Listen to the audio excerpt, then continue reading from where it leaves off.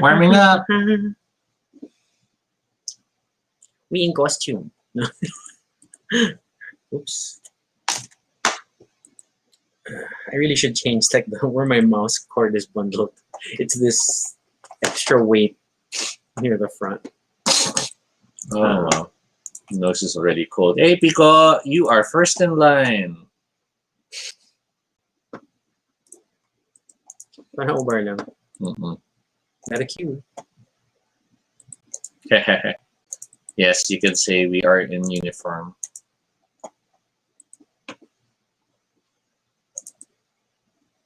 Resharing links. Resharing links. Oh boy.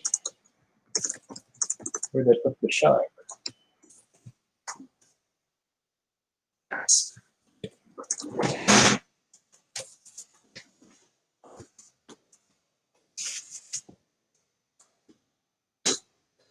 Where's Sharky? I heard stuff fall the other time. I don't know. Like your chicken is probably in a weird place also.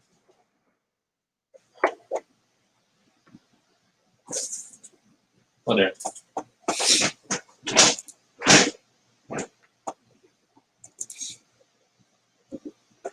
I'm just wabbing. Hey, RJ! Sponsored with love. Because, Yeah. you know, we just love our work so much. Hey, Urim. Hey, Karen. And Urim, yes, you are first on Facebook. This is the thing. We're just like trying to be first. Yeah. I don't ask anymore. I think it's a thing that people do. I don't get why it's a thing. But yeah. Whew.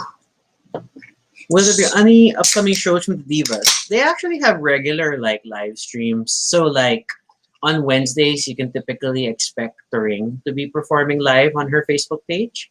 On Sundays, you can most likely look forward to the Divine Bar, which is Precious, Gigi, and Venus. Things like that. So there's like regular shows throughout the week. MC has gotten back into it with her backyard sessions, and they tend to be either Monday or Tuesday nights. But yeah, it helps to follow them all on Facebook if you want to catch their different shows. There's some stuff from the Calamansi. Freaked me out. Mm. So I fished it out. Because it looked like a garapata. Wow, now you're angry at Garapatas when you used to be one. Ah, Karen shares. Drinking strong zero lemon by Suntory. It tastes like medicine. Mm. That's an interesting mix. Then again, it's sort of like when people drink Jaeger. You know, Jaeger is like evil cough syrup from hell. Hello, Mitch. Pico, today is not Obar's actual anniversary. It was last Wednesday, right? The 15th. 15th, It was the 15th.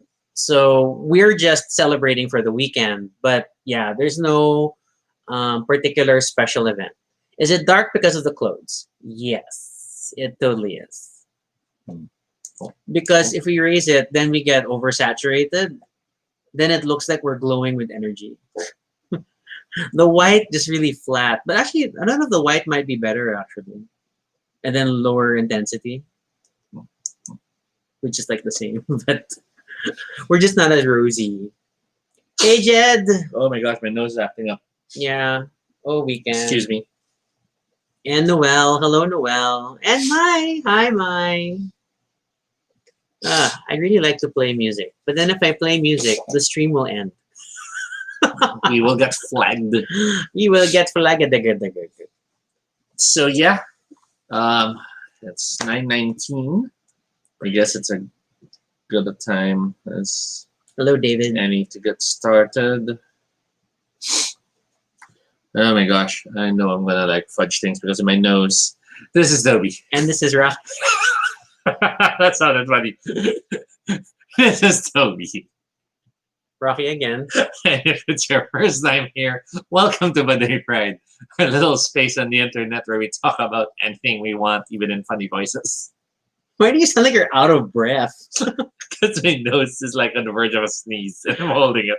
This is completely unscripted and not entirely accurate, but at least it's honest. John, as we talk about everything and anything random live. And if it's not your first time here, you're probably used to this. But thank you so much for coming back again. So it's the 111th episode. 111. And we are celebrating a bar that we love to celebrate in. Yeah, we're celebrating Obar. Obviously. We got the merch. And this is not a sponsored episode. No, we just love them and we feel they love us too. If a bar can love someone. Excuse me. Yes, Oh. David. Thank you for factoring. Actually, you know what I was doing? I was thinking of the number in binary. It's not that exciting. So sorry that we started a bit late. I had my company Christmas party. Yes. And Toby was dressed like a penguin. Well, he had penguin makeup on. do you want to flash the picture? Oh, We can oh. flash it. We can share it. It's in Messenger. Yeah, I sent it to you. So for the Christmas party, the theme was basically Winter Wonderland. And me being me, I'm always very extra when it comes to coming up with costumes. I didn't want to just wear something like a sweater or a scarf. So I thought of coming up with something that would at least stand out. So it started with a background. wait, I have to actually load. Yeah. So It started with a background, which is basically this board games behind me. I turned it into some sort of wintry scene. And then from there, I decided to go the extra mile and come up with a face paint approach, which literally meant poster paints and actually going to the next door neighbor to ask for black makeup. So you're showing the yeah, background? there. So that's the background, which was basically a winter wonderland. Notice the igloos and the funky bear and, you know, the penguin on the side with the blue mountains. All of this totally an Omar related discussion. And then real quick, my penguin! Yeah! I love that face. Murder penguin. Oh my god. I love it so much. But yeah, so it worked. I'm happy. Yes. So that was Toby's penguin. It didn't win me prizes or anything because I was the judge for the costumes. But yeah. Jeg was saying should have kept it for Baduy Pride. It was poster paint, so no, he couldn't. It got to the point it was chipping and I was leaving paint chips all over the floor. So I was like, okay, that's enough. Time to clean up. But if you look real carefully, my eyes are still slightly darker than they should be. Yeah. So, and I've been just trying to get work done while Toby is like hunched over like a penguin. Jen says it's the clown from It. It could be. It could very well be. It is an image that will stay with you for a while. But not bad for something I started putting on an hour before the event. Yeah, and Toby's goal was not to like spend. So like he Well, killed. the goal of the party was Winter Wonderland costumes with whatever you have at home. You know, don't buy stuff. So I think that went well. Yeah, he killed paper plates for the igloo and the polar bear. That penguin was mine. It's a travel pillow. The mountains were using a blanket and yeah. Because there's already a mountain of board games, so you just need to put a blanket over it and it looked like a landscape. And then I had to raise the computer in order to have a good view. But of course, it's 10 people. Ah, look at that! I'm very happy. I'm very energetic. Oh my god, tonight. he's just bouncing over drinks now. New batteries. Unlimited power.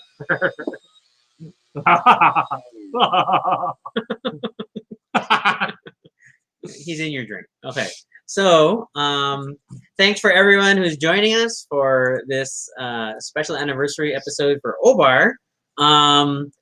We have no good structure for this. We just want to be able to celebrate the bar.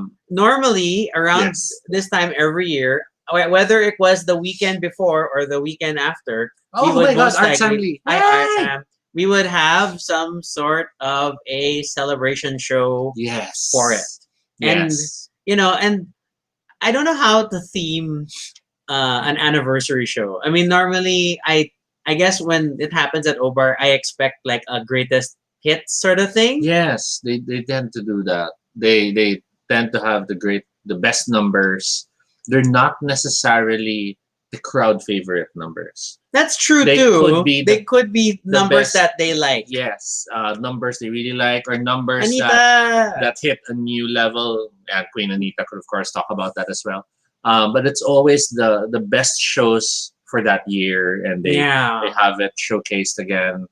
Oh my Super gosh. super mid. And then towards the end, that Precious is gonna sneak in Mariah Carey because Mhm. it's a December show.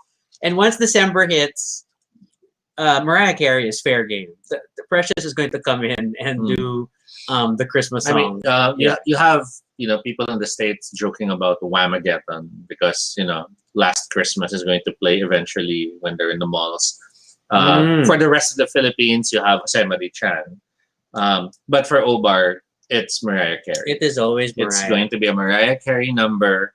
And I can't even say, like many songs. Many songs. I can't necessarily say I particularly like them or would have heard them or heard of them without Obar. Yes, But that's then true. they become things you love, and then hence like I built my own Spotify playlist just of Mhm. things that we hear, and it's so as a single playlist, it does not make sense thematically because it's so many different artists, and it's based on both music you hear played in between sets Mhm. and music that's performed by the O Divas and the O Boys, and sometimes the Ledge Dancers. And in many ways, that's a basic truth that has happened for us, at least. Uh-huh.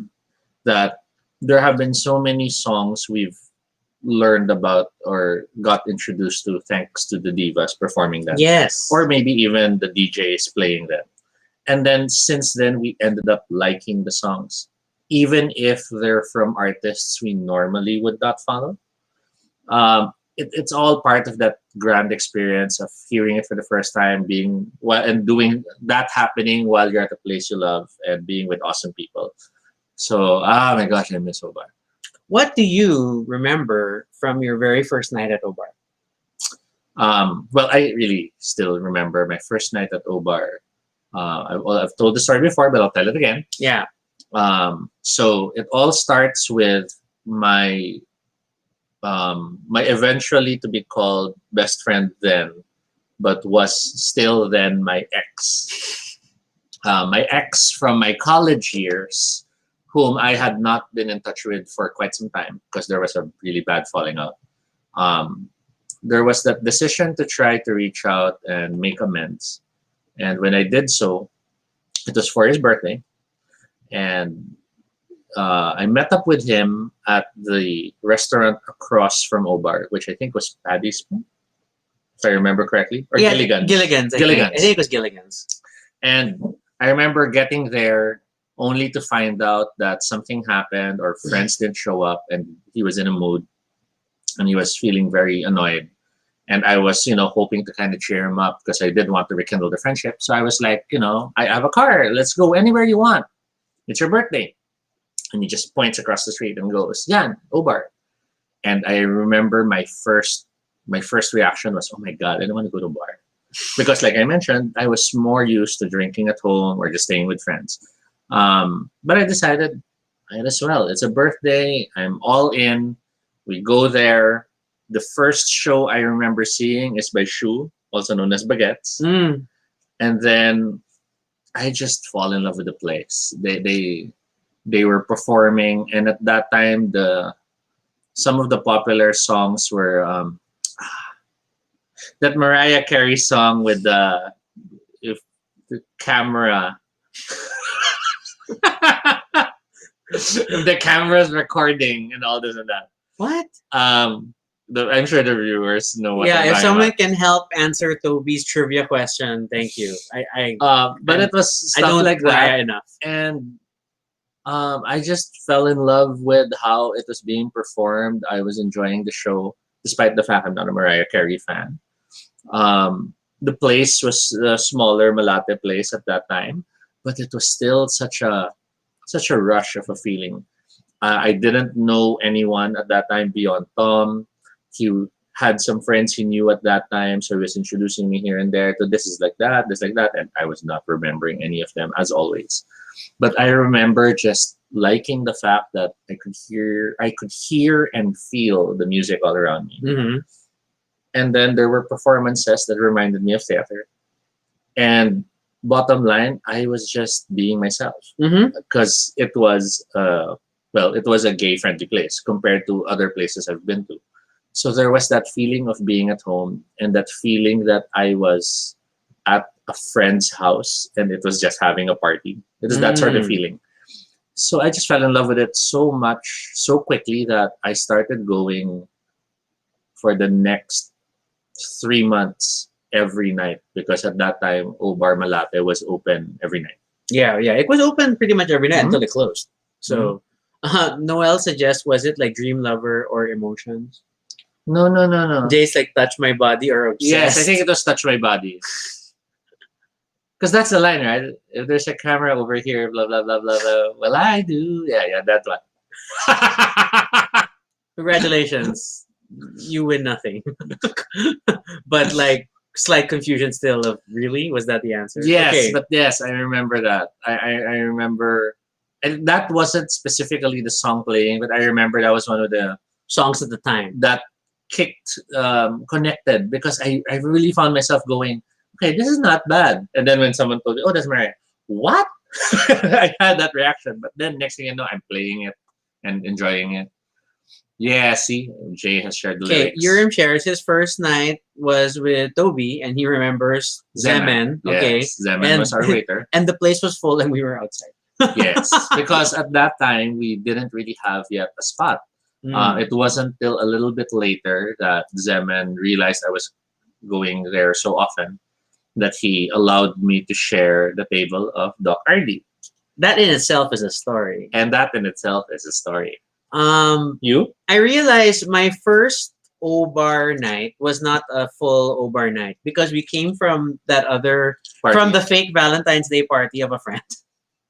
And then after Toby was like, it was still late enough, like you wanna go Yes. to O-bar. And I was wary because Because you're not an Obar person. well, one, I wasn't an O-bar person. Two, the only reason I was free that night was because I had made a ruckus with my boyfriend at the Mhm. time that I didn't want to go out Mm-hmm. to Malate. And Which he meant was out with his friends. Yes, and he went out still, and then Mhm. Toby and I went out on Valentine's Day weekend.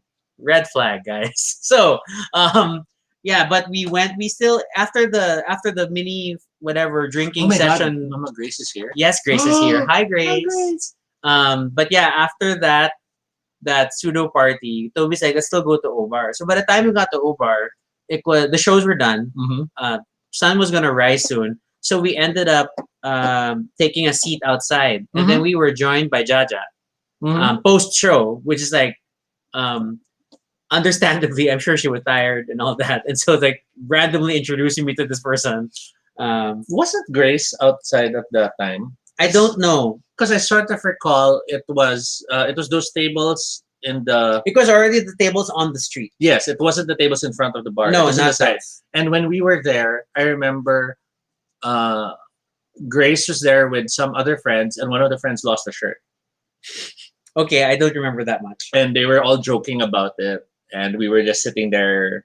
Because I know we sat at a different Yes. table, and then Yes. and then Jaja ended up joining us Yes. because she had just finished de-dragging for the night, Yes, I remember. and so that wasn't really like And that was the spot because that's near the dressing room area. yeah, at that yeah, time. yeah.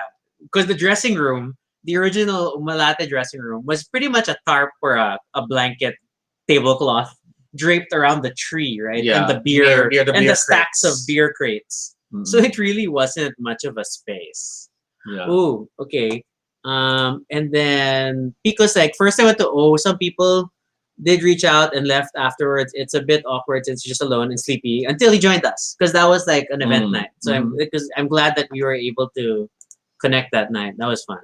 Yeah. So like let's talk about first. So Yeah. but then I guess my first proper O-Bar night Mhm. would be like a following week where we would hang out on Sundays and Yes. record another video. We used to do a different Series. show Yeah. With other friends. all the way in Cubao. Yeah, and all the way to Cubao. Considering I lived in Makati and he lived in Parañaque. And then we go to O-Bar, Malate. And then I know the first time I was just very confused because I was so used to bed where I always felt like nobody gave a shit about you. So it's like you go in and then you're like you're in a all around aquarium where everybody's eyeing everyone and that's about it. And then I get to O-Bar with Toby and then like they have a table and like what you get tables? I don't know what it's like to have a table. And then you know the names of the waiters. I don't know the names of the waiters at bed. And all these things. And then I know by that time, Bed was also trying to have a drag set in the middle. And I was admittedly interested in the set, but then it didn't really get much focus. So it was because very Bed was a lot about just the dancing. yeah. It was a It dance was a place club. for It really wanted to be a dance club. And So at that time, O-Bar also had a lot of dancing, but it was really it was starting to have something. the drag shows more and more often because it was having the multiple numbers, the group numbers, not as group numbers as in the Ortigas point in time, but they were still having those numerous people all lip syncing the same song in their own way Yeah. as a group. Oh my gosh, I just wanted to add, I remember and I miss the Rose Girls. Okay, Urim just mentioned that Javan's first time with the Roses. Because they would Explain the Rose Girls So for the- those who did not go to Malate. So, as the hours progressed, whether it's the early hours or much later, there would be the girls who would be selling roses, and many of us who went quite often started to get to know them to the point that they would excuse me, they would sometimes act as extra eyes if where'd my friend go, and they'd be like, I went over there, I think he's puking. So I'm still friends with some of the Rose Girls on Facebook. yes, and I remember from the earlier parts of just them wanting to, making ends meet and selling roses. Eventually, some of them started to get jobs, the details of which we don't know the specifics. Yeah. But it was nice seeing that growth and, being able to be there to cheer them on and to, And then for me, as a newbie, and like Toby and I were just getting to know each other, and then it's like I know there was at one point like, do you know everyone here? Because like you even know the girl selling flowers on the street outside. You know the people at the door. It's like, what's going on? I don't understand. So I was it was a lot. It was a lot. And in many ways, at least for the people who I was close to at O-Bar, because I don't want to make it a blanket statement for everyone who goes to O-Bar, but for us at least, the O-Bar experience was not limited to just O-Bar. There was of course the experience connecting to the other areas. So like there was Cinders and there was the other places we're in. Like I go to one place because I know Doc would be waiting there. And then as he finishes a few songs, because he'll sing the videoke across the street. We would then go to O-Bar. Or like post O-Bar, we would then all go to that place. Celia. To Celia. First you go to Celia for breakfast. So it's stuff like that. And it was such an experience. It was almost like, to use an analogy, maybe some of you back in college remember having your main tambayan and those auxiliary tambayans wherein you'll all hang out here, but you'll sometimes all hang out there or sometimes all meet up here. So that's what O-Bar and Malate felt like for me in those early years. RJ shares the first time he went to O-Bar, he remembers Turing's performing Like Rihanna. Oh, and that's the Young Zerka song. Flash fact, that song, oh my god, the copyright police are very aggressive on that song. Whenever I publish videos, it is either restricted or blocked in multiple countries. So just funny. Grace shared the Flower Girls names. Yes. Yeah, so I am definitely friends with Sarah Jane. I'm definitely friends with Sarah Jane at least. So that's one. So nice, no? And then you still see them like they interact with your social stuff every now and then. There was the fire breather. Yes, I remember. At the Darna performer. No. Oh my god. Okay, all these stories. And it was sort of like UP, how UP has Zorro. Yes. There were those. Wow, look at Toby able to cite UP has Zorro. He didn't know this the other month. I was trying to explain. But right, there were characters who were staples in Malate. Yeah. The people who would show up in that area. And whether it's going to be you look at the waiter na parang help me because the waiter will be, alis dyan. Or you'd be actually talking to them and saying hi. So it was that sort of an experience for me in the earlier years, and oh man, that blew my world. I mean, from being someone so used to just drinking at home or drinking with friends or drinking in straight clubs and being happy with that, being content with that. O-Bar was such a revelation. And I admittedly I do feel sad to some extent that I did not feel the same joy when I tried other nearby bars. Okay, and I can attest to that in the sense that the way you explain it, like the fact that there's just we have so many stories at the bar around it and the Mm, like. And then maybe this is just me. Maybe I'm just an antisocial person or the circle of friends I was with at mm, the time. Because my life before Obar was just you get to Malate and sometimes I would commute and like get off at Taft Malvar and mm, walk to Rosa mm. Nakpil. So it was a bit of a walk. And then it could just be going straight into the courtyard for bed and then that was it. So I did not have like interactions with anywhere else. And then it would just bed and then go home. Sorry, of course, Mama Grace. You forget Yo Boy and her partner selling cigarettes. Yes. Ate Oh my gosh, and Dali and Ate Mando Dali at the parking. because it's so hard to find parking. Again, these are the things where like even just getting parking, it's like, do you know everyone here? I could not understand because I didn't know anyone and I had been going to Malate longer than he had. And admittedly, I did start with parking super far away, Which is normal, I all the think. way at dun ba na sa may circle na with the scary parking. Oh, that's that. Yeah, that weird lot that's like Behind. parking lot. But Yes. like, what is But this? eventually, because I did go so often, they were like, Kuya, dito ka na mag-park. Kami na magbabantay. Ganyan, ganyan. And at first, I'm like, oh my God, will I really trust them? And later on, I'm like, sige. Until to the point of I'm looking forward to seeing them because they make sure I have a spot. I mean, it was such an experience. Okay, Karen shares her first Obar was we watched one of the queens. I remember that. I think we got one of the Let's Mm. Dancers to dance with you. Mm-hmm. And then you remembers the checkpoint on the way to Obar. I think that was Buendia, no? There was a checkpoint always somewhere along Buendia, Yes. heading or like coming from South Super. The police checkpoint, which always freaks me out because I was still coming from the trauma Mm. of that one time when I was still working. Sorry, when I was still working at ABS and the police checkpoint had me step down from the cab and set the cab away. So there was still that trauma of any checkpoints for me. So many memories. So But and this is a lot of like obviously it's a lot of Malate stories, and some of the people on the stream may not fully relate, and that's fine. But then this is where it all started, and then it was such a thing that Obar was open every day.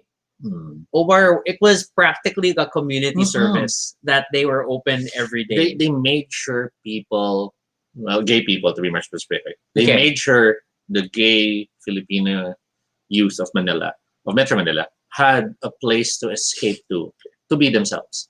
Grace is like the checkpoint was Osmeña Quirino. Yeah, near the billboards. Yes. That's true. That's true. Yes, that's so true. But yeah, so it was definitely like a place, a safe space to go. I know. Then when was that? Well, just things like let's go on a Sunday. I'm like, what? It's open on a Sunday because I was just used to you go out on maybe a Friday or a Saturday night, Mm. and then that's about it Mhm. because I wasn't expecting places to be open anymore. Who goes out on a Sunday? Mm-mm. And that sort of became our thing, especially since I was working in the call center at the time. So I was a night shift person. So I could typically go out Saturday, but then Sundays I could also still go out because I wouldn't have work until Monday night. Mhm. And so my Sunday nights were like pretty open. So, as we mentioned in some of the episodes, in the earlier years when we were seeing each other, you were still night shift. Mm. So you weren't actually with me at O-Bar for many of the times I went. Yeah, you think this would be a concern? Like the guy you're starting to see goes to the bar without you like every night, and then maybe we'll go out on the Sunday, but every other day of the week he's like at the bar. However, However, I would then go to the bar, enjoy the show, and then I'd disappear because Yeah. I'd go to meet up with you for we a go quick, to Makati for a and we would quick- have lunch. yeah, or it would be I'd go to the bar, enjoy, but at the end of my time at O-Bar, then I'd go join you to make sure you can get a ride back and the like. So it was it was something that was an interesting thing we had to work with, but it worked out in the end. Yeah, yeah. And then definitely a lot of good Sorry, memories. I'm so amused at Grace's comment. I'm not the social secretary. That's true. That's so true. Uh, Urim remembers the long lines for a few corners for the white party. Well, you have That's to admit, normal. and that's not just Obar. I mean, That was Malate. we'll have to Malate give, would close out yeah, Rosa Nakpil for the white party, and then you'd have to queue at the weird, vague yes, ticket choke points. and even that was, even for like me who already had a parking spot at that time, white party was white party. Fine parking, that's your problem because Yeah. there's just way too many people, and that was just amazing. Um, I remember the first time I went to the white party, I was just overwhelmed that this is what happening in the streets now. There's people on stage. There's whoa, this is big. This is not something I expected, and that just blew my mind. In many ways, I think that then gave me a higher expectation from pride parties. Mm. So I guess that's why some of the pride events I went to, I was kind of like, wait, this is it? Why aren't we doing more? Why aren't we celebrating more? But I learned eventually. It's a different thing, and the Yeah. white party in itself was like a Celebration. it's It was yeah really a it's celebration. a peak celebration, and it was like a significant collaboration with all the establishments in the area when Malata still really felt like it was the gay safe space because all the queer bars were there. Mhm. Okay, so yeah, that's our firsts. It started with talking about first, and then goes on. Grace further adds, line starts at LM Guerrero Street to Nakpil. VIP parking Yes. in front of her house. I never got to avail of that, admittedly, because admittedly, Grace, we weren't close yet. Mm. We actually didn't get that close until much later. Um, I remember. I remember I was still, a small fish in the big pond, trying to navigate the regular waters because I wasn't officially a regular yet. Mm. Okay, to be fair, the pond was still small. Over was still small. Yeah, but I mean, Yeah. I was super, um, not sure if I can go near. Mm. I'd see some friends talking to Grace, for example, and I'd be like, just waiting there because I don't want to be close. I don't want to. I don't want to look like I'm assuming I can be close and this and Mhm. that. So it's a lot of all that baggage I used to carry. Um, Now people don't know if they can approach you. no, people can approach me. Scary. I'm not Toby. always scary. See, not always, but can be. Then there's also the hilarious memories of like enjoying Obar, and then even if it starts raining, we're still partying. And then the next thing we know, we're stuck at Obar because the streets have flooded and we can't get to the cars. Um, or like wanting to go to Obar even if there seems to be a storm going on. So on my journey from Parañaque to go to Marikina to pick up Urim, I'm dodging flooded areas. Or like I'll reach a spot and I'm like, okay guys, wait, I'm stuck here. It seems it's too flooded and all the cars don't want to move forward. And I'm like, oh my God. And memories like that, oh my gosh. Those were such a funny memory to think about now. Then there was the renovation. So This is all before me. A lot of Toby has a lot of these Malate stories that predate me because I only started going to Obar when we started dating in 2009, to be fair. So, but yes, please continue with your renovation. So along the time of the renovation was when they had to close down for a short period of time. And that was... Is this when they took over the second floor? That's when they took over the second floor. So they had to close, which for me was such a horror. So I decided to try going to one of the nearby bars, and that was such a terrible experience. So I never went out again and waited for Obar to open. And it was around that time that we started to get close to Grace. Okay. Because it was also around that time that we had the laser pointers. Wasn't that already an Ortigas thing? No. Because remember, we had the laser pointer with the grid picture. Which eventually becomes an outside poster. Yeah, that's true. The ground level of Grace. Yeah. That was Halloween. Yes. See, and I remember we were getting closer and we were getting to know more of the people by then because when we were going to the second floor, they were the ones na here, sit with us. And we're like, oh my god, we can sit with them. And then yeah, no mo, Jed's calling you out. The core area of tables at O is like the who's who. You never make eye contact with the people there. No, it's true. I used to feel that way too before I was welcomed to be, to join and hang out there. It can be intimidating. Oh, yeah, no, sorry, Ayan. Grace. Yeah, Grace brought the laser pointer. That's Thank true. you for correcting me. That's Grace. true. Thank That's you. true. Yes. I remember eventually buying one of my own Yeah. to make sure I can call the waiter. So that by that time it became Ortigas. Yes. Okay. But yes, Grace had the laser pointer. And that was with that little filter and it would have the grid effect. No, like Malata second floor and who's who. And oh my gosh, that was the time when suddenly we had photos on the wall. Nico, Yeah, they were like parang pictures that were turned into like paintings. yes, They look like paintings. and oh my gosh, that was amazing because suddenly it was like I know some of these people, and then there was the tarpaulin outside with the wacky face. That was The group shot. yeah, thing. that was Sunny, Dawn, Tom, me, RD, and Grace, of course, and we're all with the thumbs up, and that was a poster for a while. Those are good memories. Oh, I forgot to close this. I'm surprised it didn't affect our show. But keep going. And I was like, in photo shoot, pa si Grace with the laser pointer. No, that happened. No, that happened. It was Halloween, and then Grace starts pointing the laser pointer at herself, and then I took photos because it looked really cool. Yes, and you were slightly directing. Okay, hold it slightly. Yeah, I mean, just a bit, but it's okay. Then it turned out really nice. And so, Yes. and then I was surprised it became one of the tarps at the door. Yeah. Oh my gosh. Grace says she still has her graphic painting from the Oh, second floor. That's nice. That was cool. Oh my god. And that the second floor was like it was such a treat because it was, I mean, it still got full, but it was still like more relaxed than like being downstairs. It felt like a place you can escape to. Yeah. If you needed some room. And I mean, you'd go down, you'd see the show, it's awesome, and then too many people. And then you head back upstairs and you're like, relax. On the even, couch. Even if it's still crowded. Yeah. It's just that it had such a different ambiance. And then when we had event nights, like when the second floor was involved, and then you somehow fit in ledge dancers onto the second floor amid everything. And yeah, it was super cool. But then I still like the downstairs bathroom more than the upstairs. Was there a upstairs bathroom? I can't remember. There was that really cramped because it was a unisex Yeah. one. Yeah. Versus the downstairs was the sliding door. my memories like Toby torture chamber.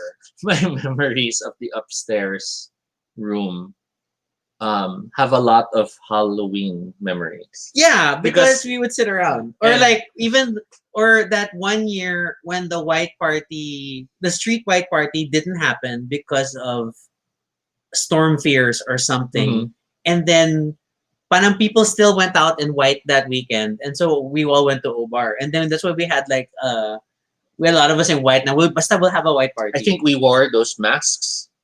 Those metallic masks. Oh, may have been. So just that we felt like we had a costume. And then we could be mixing up Halloween years. I think that was PJ who had the Tony Stark costume. Okay, no, so that was mixing up now. You're definitely mixing up. But then that was like a major Halloween.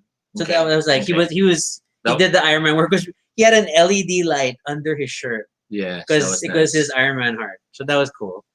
And oh my god, was that the year Leon was like in like a police uniform, but then in like fishnets? Oh, I try to recall that. Yes, I forget if that was the year. So, it's always crazy stuff. So I guess. So moving from. Wait. Do you remember what year you started going to Obar? I only remember that it was already past the first year of Obar. Yeah, and since that was Tom's birthday, that would make it a February when I went. So it's like within their second year, Feb. That's when I started going. So maybe like 2007 Feb-ish. I guess. I mean, because it's 2020 now. Yeah. If it's 15 years ago, they started 2005. Then it's probably not Feb 2006. Yeah. That feels too soon. So probably 2007. Then you would have been going out for 2 years by the time we started going out. I'm just building a timeline, guys, because already by December of 2008, Toby was already complaining about the people bringing to Obar. I don't need to So share that, but it's awesome. yeah, you're in. My memory of the second floor was the first time I got hit on by a girl the weekend before my wedding. Yep. And I hit him in the head. Yes. Mamiao hasn't been to Obar, but is interested to go. We would definitely love to have you. Mhm. No problem. Once it's safe enough to reopen, yeah. And I think it's an absolute that once the pandemic is over and the bars can finally be open again, specifically Obar, and we are going. If you ever happen to go and you see us, please do say hi. We would love to say hi back. We would love to know that you were able to visit because it's just such a lovely place. You should, yeah. Toby has a weird like unofficial first timer thing going on. And we've sometimes deliberately invited people because there are like people who will be like, I don't want to go because I'm not sure if that's a place for me. yeah, or- and then I have to pay entrance, Mhm. and I don't know why people make a fuss about entrance because a lot of bars have them. So a lot of times, we end up like covering for people on their first night, Mhm. and or even there's just the vague like if we end up sharing a table, I think we're not going to deny you like you want to pour some vodka, go ahead. Things like that. And that's sort of been like the culture of the bar, which I think dates back to the fact that how they were treated in Malate, and then Yeah. it's how we've like tried to pay it forward. I for think people. I think that's how it is for me. I won't discount, of course, my parents basically raising me to be a person who would be grateful to share what I love with others. But admittedly, the fact that I felt that welcome when I went to Obar for the first few times, and then even with the table moment, which is a story in itself, ending in the way it did, it gave me that realization that there is a joy in sharing that happiness. But I will have to say it: people have to deserve that happiness. No, because there are people who are just Almost always nice. yeah, because there are people who are literally they'll be all nice to you and all hi hellos because they just want to get your drinks. Or worse, I'll have people who come up to the table supposedly to say hi, and then oh my gosh, you did not do it. One beer. And and you know, um, there was a point I was okay that they would ask if they could have drinks, and there were times I'd say yes. But what really ticked me off was when I actually said no, and they still got something. See, this is where Toby's, this is where Toby builds a reputation. No. So when I got annoyed that they still got, even if I said no, uh, story over. So even when the person is all, I'll pay you back. And I have money. I can buy my own drinks. Tobyisms. No, because it's not about getting the drink. It's about, not respecting the fact I said no. And now thinking you can just replace it because you pissed me off. Apologize better. Don't just replace the drink you took. So Moving on. moving on. In happier things, Karen says she misses the food. And of course, Urim cites the tokababoy. Okay. The food at Obar. Again, this is a revelation to me because then, like, at bed, you never get food. So let's It's start. like, there's food. Let's start with early years. Early years, the main food that already stood out that early was the tokat baboy, The popcorn. the what's this? It wasn't kikiam. Anyway, but there's a basic snack food which was really good, really yummy. A lot of people get nachos, but the nachos are very messy for Yeah, us. we but weren't we nachos respect people who like because the nachos are good. It's just messy. The Art Sam says the barbecue. yes, the barbecue and it was chili. It was spicy. I'm waiting for Toby to figure this out. Mushrooms. It was mushrooms. Gambas. And then later on, come Ortigas, there was the Everything gyoza, else, the fried gyoza, the dynamite, and then later on the pizza. the pizza. Oh my gosh, the pizza. And then for those brief moments, remember there were wasabi popcorn. Of the Um, experiments. yeah, and then there was even that other one. Okay. My brain's blanking out. I'm trying to remember, but I'm like just smacking my mouth now. Toby thinking of the woke up food. at 6:30 today. So he woke up for a meeting that got Yes, canceled. yes. I'm so sorry. Your gambas are shrimps. Yes, but yes, there's so much good food. Gray shares her idea because people get thirsty and buy more beer. Totally true. That popcorn The, and it super works with the show Because environment you could just finger because food then it's eat like while watching, watching a movie, and right? they were that perfect salty sweet area, that sweet spot to make people want to just eat more. And I remember so many friends, so many first timers were like, "Here, have popcorn," And they're like, they're like, there's popcorn. "Popcorn." Just eat the And then popcorn. later, what? And then they're drinking and enjoying. Oh, that was Especially when fantastic. it's warm, like when it properly first comes out of the kitchen, then it's really happy. Because sometimes, to be fair, it's a batch, and then like later plates aren't as fun. But you roll with it. Yeah, bravo, Grace. I miss the popcorn. I can't anymore. It's not keto, but Mhm. very fond memories of the popcorn. We never got to try in the Ortigas point in time the other food, right? Like the arroz caldo.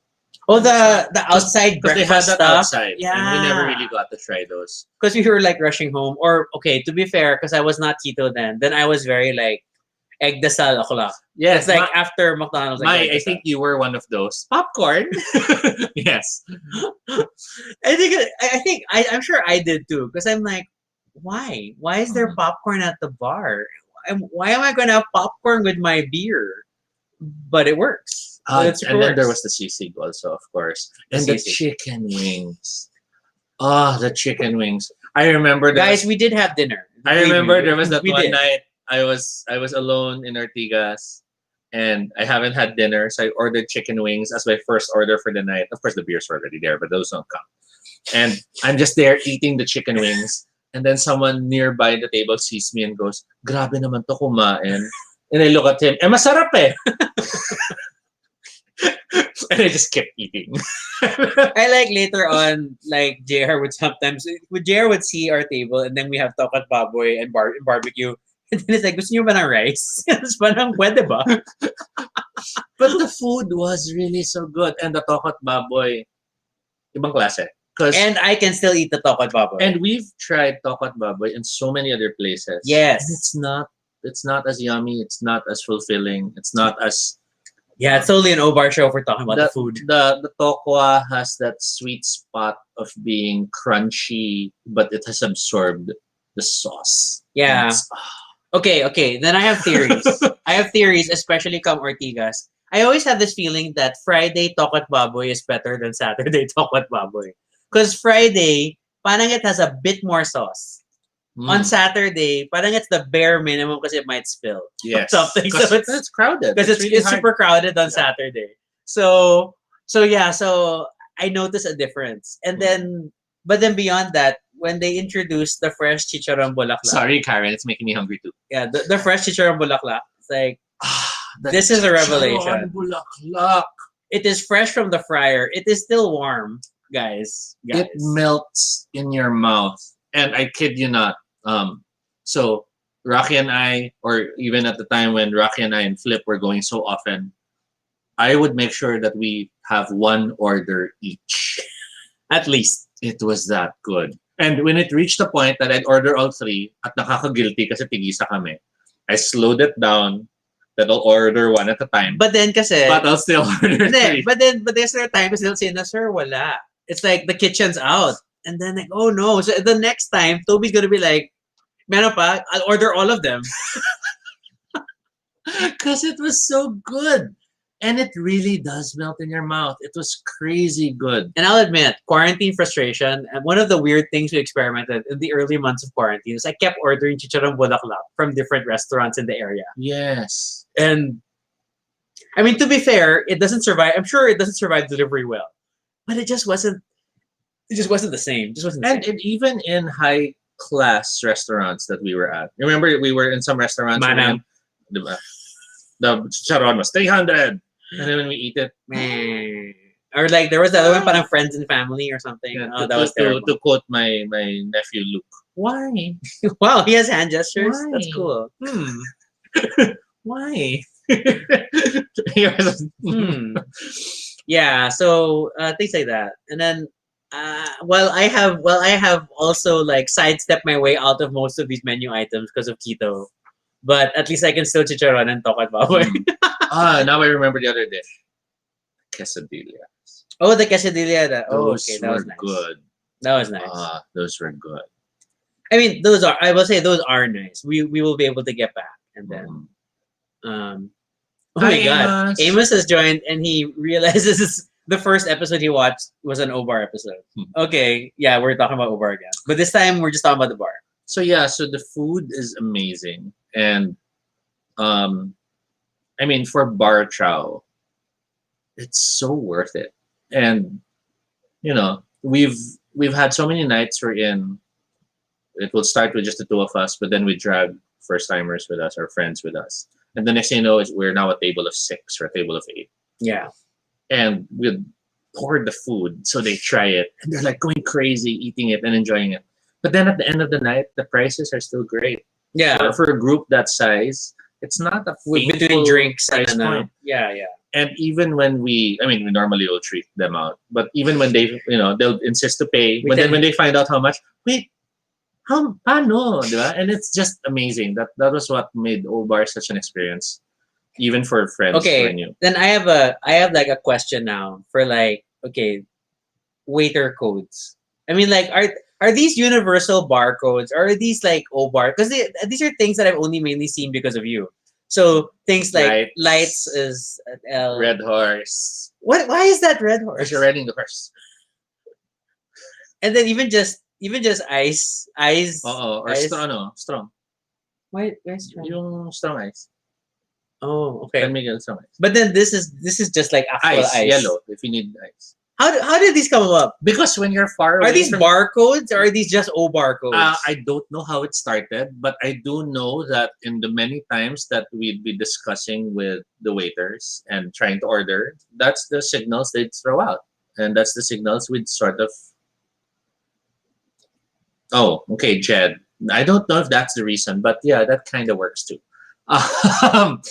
But yeah, that was the symbols or the signals I would receive from them when they would signal from like 2 tables away. Because then they'll be like, yeah, from across, you'll see them going Yeah. like, So like say I'm waving the waiter because I want to order. Normally they'd come all the way to me and then I'd whisper, tatlo pang sandwich light or anim pang sandwich light.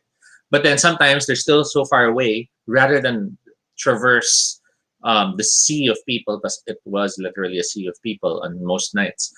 The waiter would just look at me and would go, right? And I kind of get it immediately that light. So I'd mention 6. And then, okay.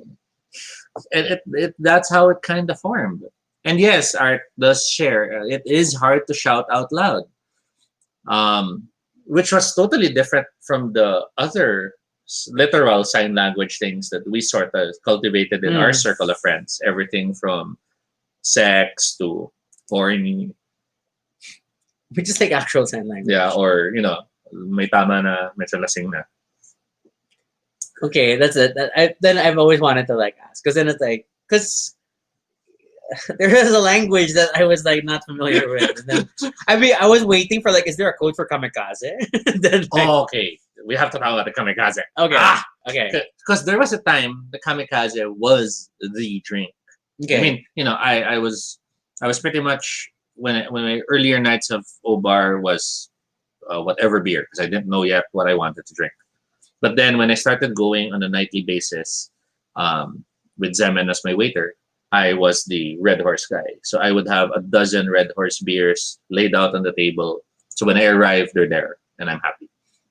And then when I started bringing anak with me every now and then it would be a dozen Red Horse beers, and then maybe 6 or a dozen San Miguelites as well. And that was just because I didn't want to already worry about ordering, and I wanted it there now. Then, what? Oh my God, tinag si Rupert. Nashock ako. And then there was the kamikaze. Okay. So for those who are not familiar with the kamikaze, it was this blue alcoholic sweet fruity drink. I think that's the main thing we can describe. It was blue. Yeah.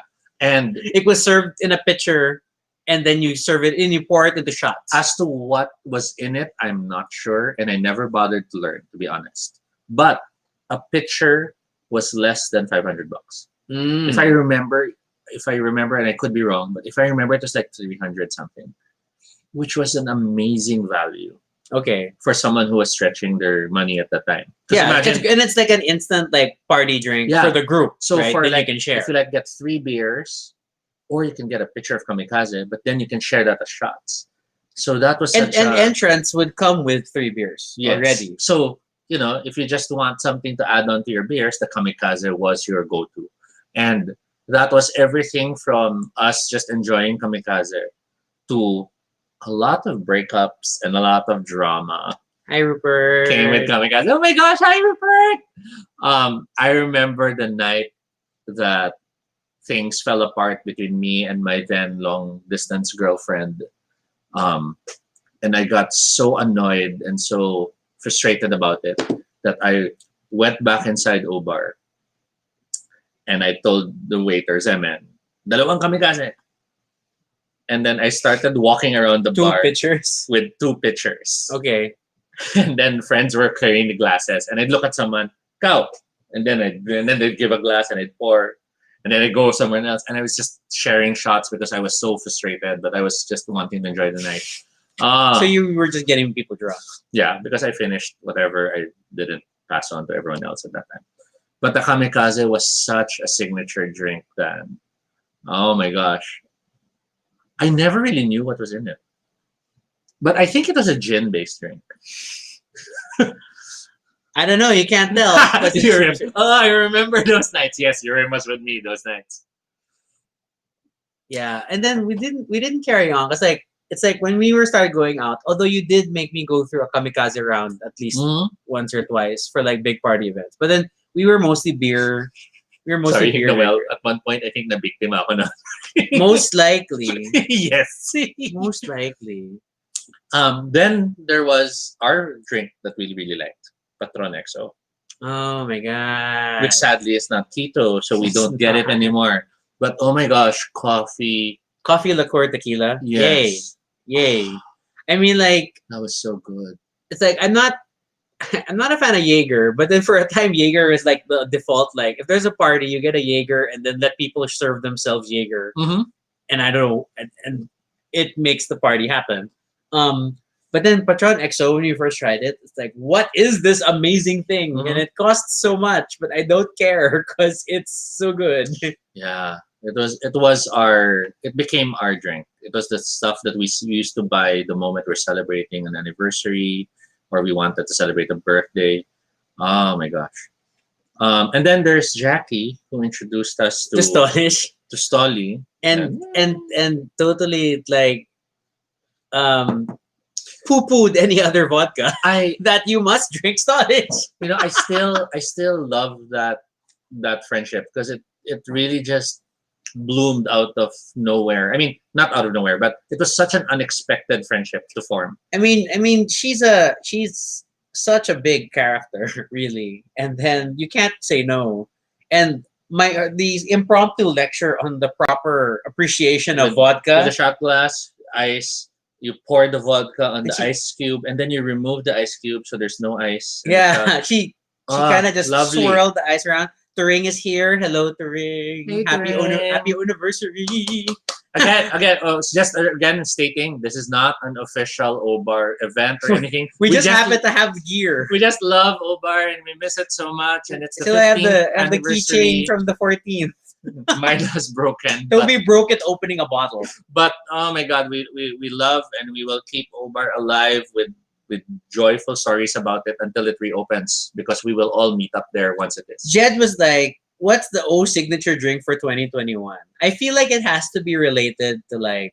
I mean, we saw the poster recently for like 20 Ubar a rising 2021. Yeah. So I don't know. We need a new drink, maybe called the erection or something, or the resurrection, Or maybe the it could be revival. or maybe a pun on the events like the vaccine or the shot or something Ooh. like that. And maybe it's one of those shots that has milk, so there's that weird. Why milk? Because you've seen those shots, right? Yeah, but you're like number one. Like, oh, I had I dairy know, today and I I shouldn't know, drink. but No. visually, it will then have that appearance of something that looks almost like it's a genetic thing. And yes, as art You can use places it, tequila rose then, I guess. you should never refuse shots offered to you. Oh my gosh. Because when shots are offered to you, that's a sign of you being welcomed. That's a Okay, sign okay. To of be you being fair, celebrated. depends on the person offering the shot. If random person is offering you a drink, I can understand being wary. But That's then, true. But then, like, if I guess if the regular crew does, then take the shot. Right? It's a gift. It's welcome. It's Mm. appreciation. And then you can always admit that you don't drink alcohol and the like afterwards because that's fine. Because you already Yeah, took but the take first the shot. first. Take the first shot. Never turn down the first shot. And we prep first time friends who come to Obar and they're like, I don't really drink. Okay, I understand. I totally respect that. You don't have to order drinks, but if you get offered a tequila shot, you have to take the shot. Because it's it's a welcome. It's a gift. Yeah. It's a gift, and Not everyone gets offered that. yeah. So and haven't had tequila this whole quarantine. Actually, I miss it. Hala. I don't miss tequila per se, but I miss those moments wherein we turn and then may shot na. Mom's like, how about you're a newbie? Especially if you're a newbie. 'Cause Yes. the number one trigger for shots is we tell people, hey, it's their first time. And then a shot's gonna find you. Because, as you put it, I seem to be the unofficial GRO. Toby gets GRO mode. Let's talk about Toby GRO mode. Okay, I shall pee, but continue. Where are you going? We're I gonna need to talk pee. about I need GRO to pee. mode. I need to pee. Okay. Let's go. Continue. So Toby's very cranky at the bar. Start with the first time you witnessed me GROing. No, we'll talk about you fighting people first. Toby gets super cranky at the bar. Okay. The number one things that would always tick him off are like people who bump him. And even on a Saturday night, as crowded as it gets, whether it was Malate or Ortigas, if people bump Toby on a regular basis, he gets very irritated. And then the other thing was people using the table. So if he's already like blocked out a table and then other people set their drinks and start like creeping in at a corner, then Toby gets mad. Okay. To be fair though, in at least ever since we got together, because I always get mad at Toby when he gets mad. I'm like, don't ruin the buzz. Let's just have a good night. It's not it's not it shouldn't be a big deal.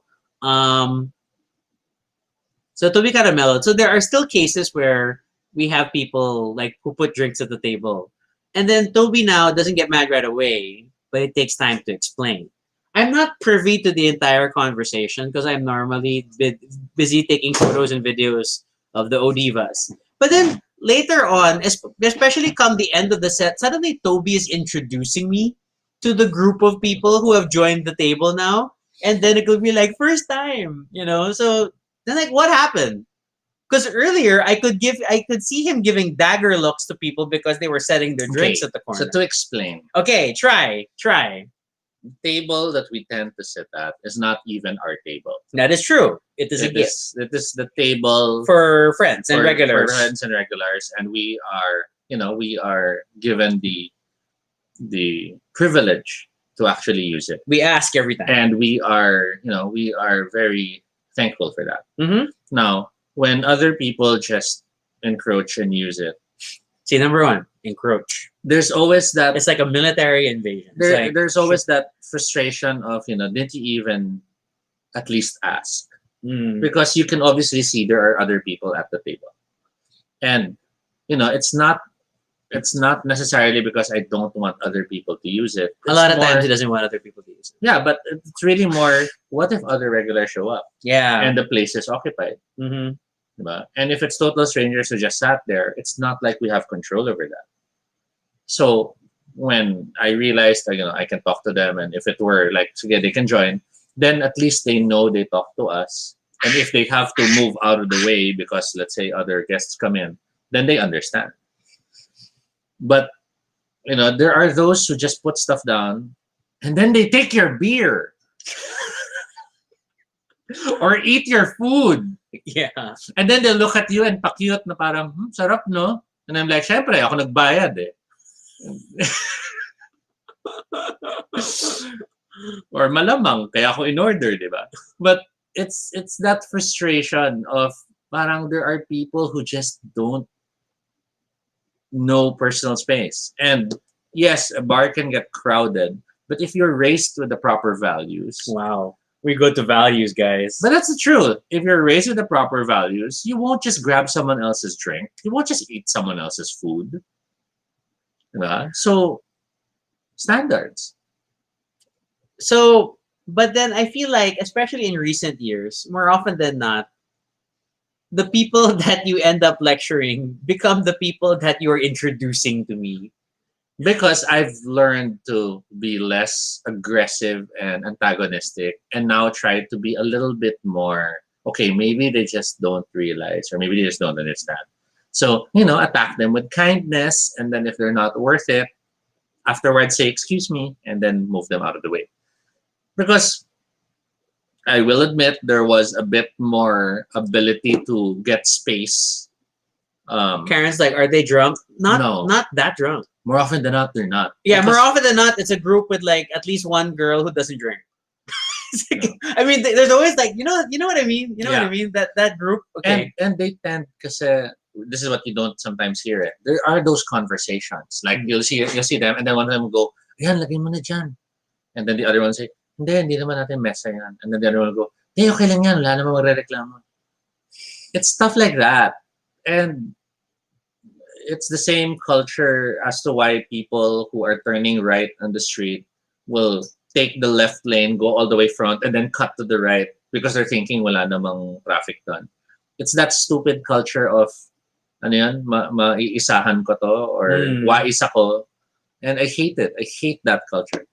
On the flip side, when Toby overhears conversations like, obviously it sounds like it's their first time to see the show.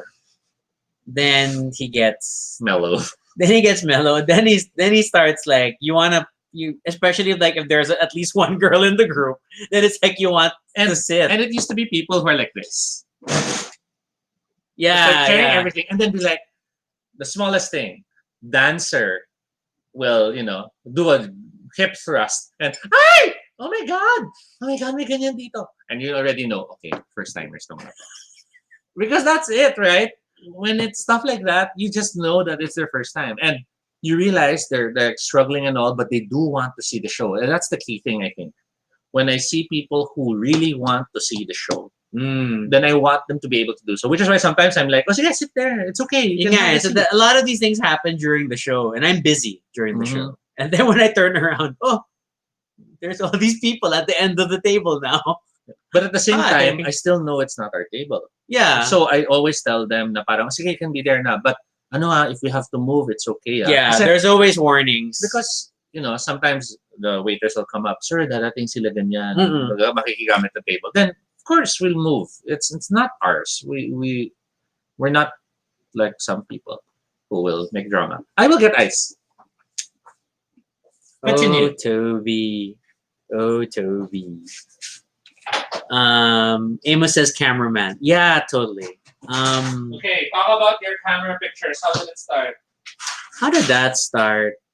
I mean, like, I was already a bit of a shutterbug, like when we met, right? Like, I already had a camera when we met. It was an actual camera. I had a bigger camera, which I gave up when I ended that relationship. But then eventually I got a camera again. And it was a point and click. And my first priority was documenting friends. So I remember like my first birthday at O or your first birthday, I would try to take solo pictures of everyone Mhm. as they arrived, and like, can I take your picture? Because I want to remember that you were here.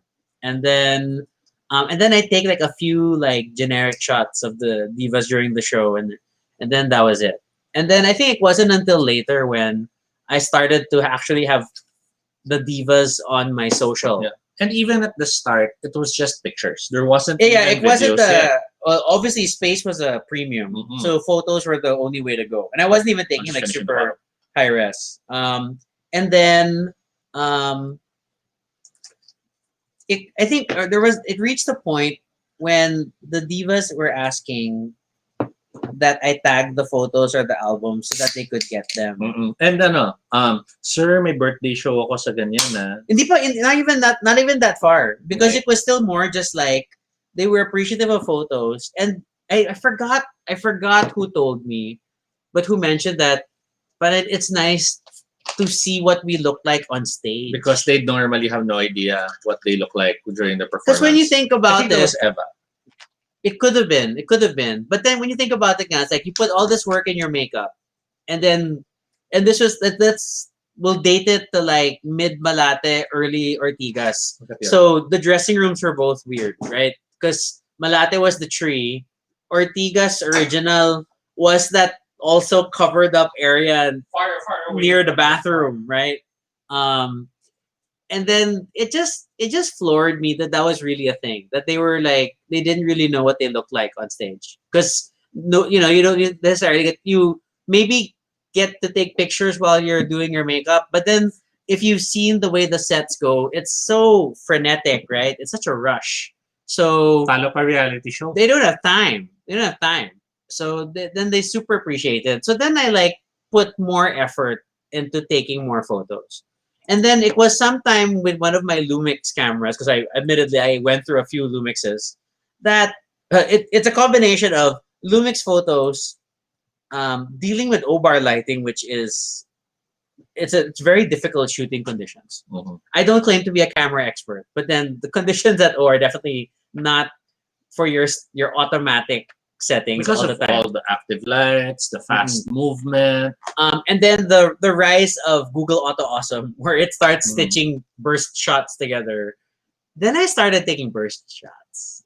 Okay, I don't do that now anymore with my phone because it's not as practical. But I sometimes accidentally burst. But then, there was a time I would use the preset sport mode Mhm. to capture action, or the burst mode to capture shots midway, and then it gave me a lot of interesting photos. It made me feel very professional photographer, but at the same time, um, it meant I ended up with thousands of photos that I had to clear through because I kept deleting, of course, Literal. all the blurry mid burst movements, and just wanted like the clear moments that I was able to get.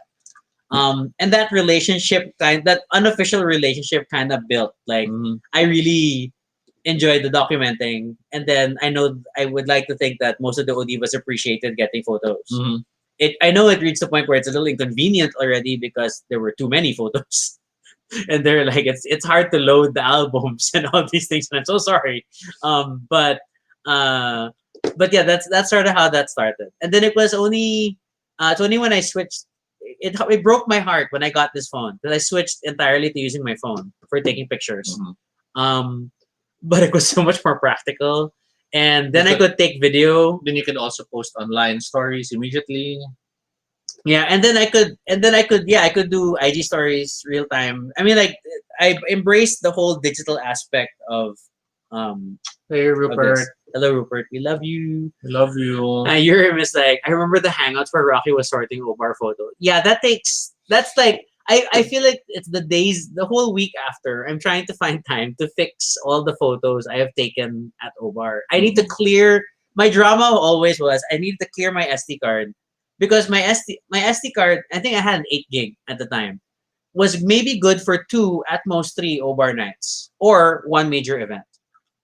So if we were going to go to Obar again, then I needed to offload those pictures, process, get them queued for upload, so that by the time we go to O again, my camera was empty, was fully charged. I could take pictures again, and if the girls would look for their photos, I could say I already uploaded them. And that was part of the stressors in some of the nights we went out, because we'd be like on our way and you'd be like, oh no, I didn't back up. And then, or worse, I left the camera. and then for the rest, well, for the left the camera, we always drove back. We always drove back to get the camera. Yeah. But it was always that I can only take 2 video. I can't take more. I already have like Yes. 500 photos tonight. So it was moments like that. Hey, Nico's here. Okay. The decor. Decor. I have to admit, I love the decor. Even as early as Malate, from having the mirrors to make the room feel so much better. Bigger. Yeah, bigger. And then you had the lasers, you had the smoke machine, you had the DJ just high enough to feel like he's, Elevated. Yeah. but still within reach so you could tip and all that. And then to Ortigas, the first Ortigas were in, you had those alcoves. I'll never get over those things. Those were awesome. The ledge dancer, and half cage, and thing. when they were used for dancers, but then later the show sometimes would incorporate them. There were just so many. You're like remembers me cranky for low storage nights. Yeah. Yes. Totally. Because then it's like, I can't take pictures, guys. I can't take pictures. And then as we progressed to the other Ortigas, both the ground level and then later the final Ortigas evolution, so to speak, more and more the decorations just gave the bar so much more identity. How it would change depending on some of the seasons. How it made the stage so different. Even to the point that it reached the point that there were decor that showcased works of artists, and people would even be like, "Parang ano yan? Di ko masyado gets ganyan." And then later on, they the last very organic thing it was an was artist always feature. such a beautiful thing, and even the photos on the sides, whether it's the beauty shots of the divas or beauty shots of the dancers. Whether it's one's Photoshop experiments in the bathroom. But oh my god, I loved how the bar just kept evolving, kept changing, but it still had that distinct identity. I think that definitely surprised me too, because like, okay, then I always get to be the outsider, right? Because there was me at bed, and then bed was like industrial, because painted walls, mostly open space, and then you just deal with the bar and the lights. But there always there was really that. I always remember weird details like in Malate, that under the staircase part, and then it was painted in alternating black and white stripes, and then it was always like a distinct pattern for me. And then there were always plants, and then there were times where we'd be like hiding behind plants, but then there was always plants, and it was always like there was an near intent. the pillars. Yeah. There was always Corners. intent and stuff that what is there. The Leroy new set was so good. Yeah, that was the organic. Yes, I call it the Parasite Eve one because it looks like mitochondria. it does. Yeah, it does look very microbial. Beautiful. And as biased as we are, because people will say we are biased, and in many ways we are. We're biased with reason. But yeah, I mean, we've seen the stuff in Thailand. We've seen some of the places. We've seen places in West Hollywood. West Hollywood places, Singapore. You were able to see some places in Singapore. Yeah. So it's okay. Maybe it's not that. It's just very different, and then it's not the same. Yeah, I mean, wow. Urim asked the eternal question: why was bed called bed? Because it was cool to say, "Let's go to bed." yeah. Was there an actual bed? No. Yeah, I always felt they should just stay in bed. Okay. This is okay.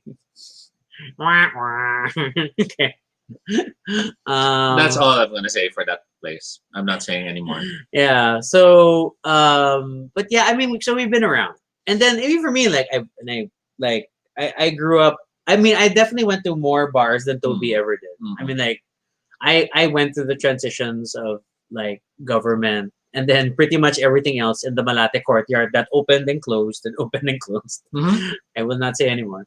But yeah, Obar was very different. And it was really I will just never get over because at first it really felt like was Tobia like secretly in the gay mafia or something. Because why do you know everyone here?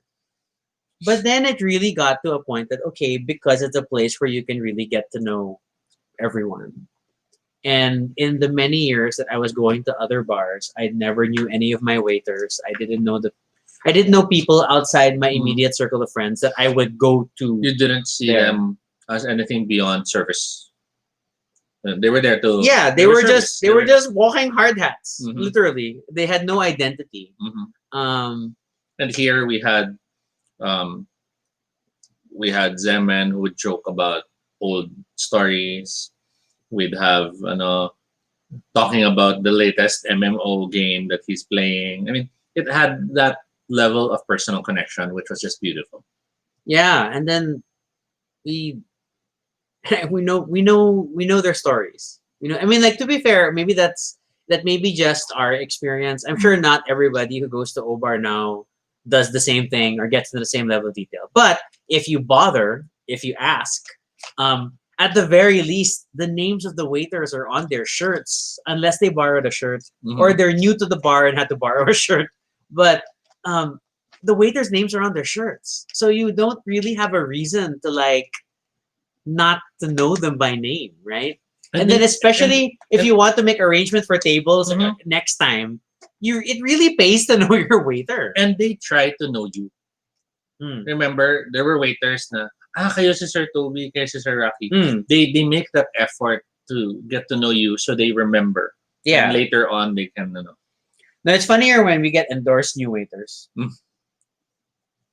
So we were sort of like, I have this. I this is just and I don't know, Zemen, if you're watching, is this a thing? I feel like we get paired with a lot of new waiters sometimes to test if To they test. can do things properly. Yeah, and then we're like we're patient. We just have we're like, but I feel like we're part of the training program na sometimes, you know.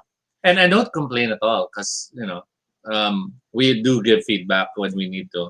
I like this. Noel says, it's funny that we hang out at the same places, but we never met until O. And it's a testament to everybody feels family. And that's true. That's true. Mhm. I super agree. Because even the likes of, I mean, in theory, because then I would have been going to bed at the same time, even Mon and, at least, yeah, Mon and like Louis would be on the stairs also. Mm. But I don't remember. I mean, I just don't because we had different circles, and then you kind of just stuck to your groups. So I don't know. There's something about Obar that's always been a lot more inviting. And then, um, Urim shares. The bouncers are friends. yes, Well, they're friends if you're not someone who causes trouble. if you're not a bad drunk, Mhm. um, And that's something I think I'm happy that we always remind people we bring with us. mm, We're like, you can join with us. but you have to be able to handle your Yeah, alcohol. and the moment we notice that they're not, We'll send you home. and we know we don't necessarily invite them back. We like, Yeah, I'm sorry, you have to watch how you drink because you can't be with us, and if you're going to be like that. Yerm's like the bouncers are friends. And they always say when they see him, "But the basisir to be And the waiters are text mates. Well, Facebook. it's like Facebook coordination. Yeah, but all these but things. ultimately it's that. It's there's that human element that's present. I think it's present at all levels. But at the of same bar. time, the bar still celebrates the fantasy. Hmm. It's not a chummy place. There is still some level of mystery, of mystique, of drama. Because you can go into the bar, maybe you don't know the waiters yet, and it will still have that, oh my god, there's that place up there. Oh, this is happening. Oh my god, nag-aerial na sila. And it has all these moments of explosions of experience and joy and excitement. And then as you get more and more into it, then you make those connections. You get to know people. I mean, I even find it amusing sometimes how when we're on our way out, and I can overhear some people talking to the waiters na, Ay, buti na lang lagi mo ako binabantayan yung mga ganyang comments. Because you then see that it's really how they choose to do their service. Yeah, and I mean, come on, like how many times have, and you know, for people who go on a fairly regular basis, that you'll go out and you're gonna see at least one person hunched out on the street. Mm. But then you also know that there is a bouncer or two nearby watching them and like making sure they're okay. Handing them water. Yeah, or their waiter is with them, and Mm. then I mean it's there's concern. There's even been moments I've seen where the waiter or the bouncer actually calls the friends and alagaan nyo na yan. Yeah. And that's awesome because in other places it's bahala ka sa buhay mo, problema mo yan. Just stay outside. So, ay nako. Mami warned that she gets tipsy after 3 lights or 2 red horses. Tapos mamulutan na lang ako. Well, hydration is key in between. Mamaya, 12. Or food. That's also like we keep pushing the food on people. Like help curb the alcohol. Greasy food is the secret to lasting longer. Noel says, bottom line is you always feel welcome at O. Ganun na kasimple, they lasted 15 years. It's genuine friendship you see from the owners down to their freaking accountant. True. Oh my God, yes. True. And yeah, I super feel that. And then beyond that, I think it's been, for me, on a personal level, I have been most excited about the evolution of O to really focus on drag. Yes. Okay. I want to go. I mean, like Malate was interesting, and they still, as much as there was like library down the street, so to speak, but because of the comedy bar circuit was very different. So this one they gave a regular venue for drag performances, and then they continued that on to the original Ortigas, which was still small riser stages, but it had more of a dedicated area. There was like a different background in that corner and stuff. I'll now throw the disclaimer. Okay. We are not experts. Yes. We are not historians. We probably don't know the whole story. However, from our experience, from our perspective, as limited as it is, we saw Obar pushing drag in directions people weren't thinking of doing before it got to that popular level. Because it was in Obar, we saw them trying to, do Broadway stuff or do more artistic avant-garde stuff. Or even just group numbers. Yes, I mean, saw like them legit group choreography. Group choreography wherein it's about the performance and not the performer. Because admittedly, a large amount of time, drag is the performer. This is my show. Look at me. This is what I'm doing. Yeah. But Obar very early on was doing numbers wherein it's not about me as an individual. Look at us. We're doing this number. And I just super fell in love with that so early. Because I remember when I was seeing them do stuff like that, RuPaul's Drag Race was nowhere near that. And then the other bars we went to in other places in the world were nowhere near that. So we might be wrong. But as far as we're concerned, I think, the way we perceive it. Yeah, we saw those things happening first at Obar. Or, okay, we don't even have to say first, but then it was definitely, I felt like they were on a different path. Because like there was, because by that time Drag Race was like starting. But then the Drag Race concept of drag was, again, it was very personality driven. It's very individual. Because it was a reality show. Yeah. But then that became like the model for people. Like I wanted to have like a complicated, punny Western name. And that's not wrong.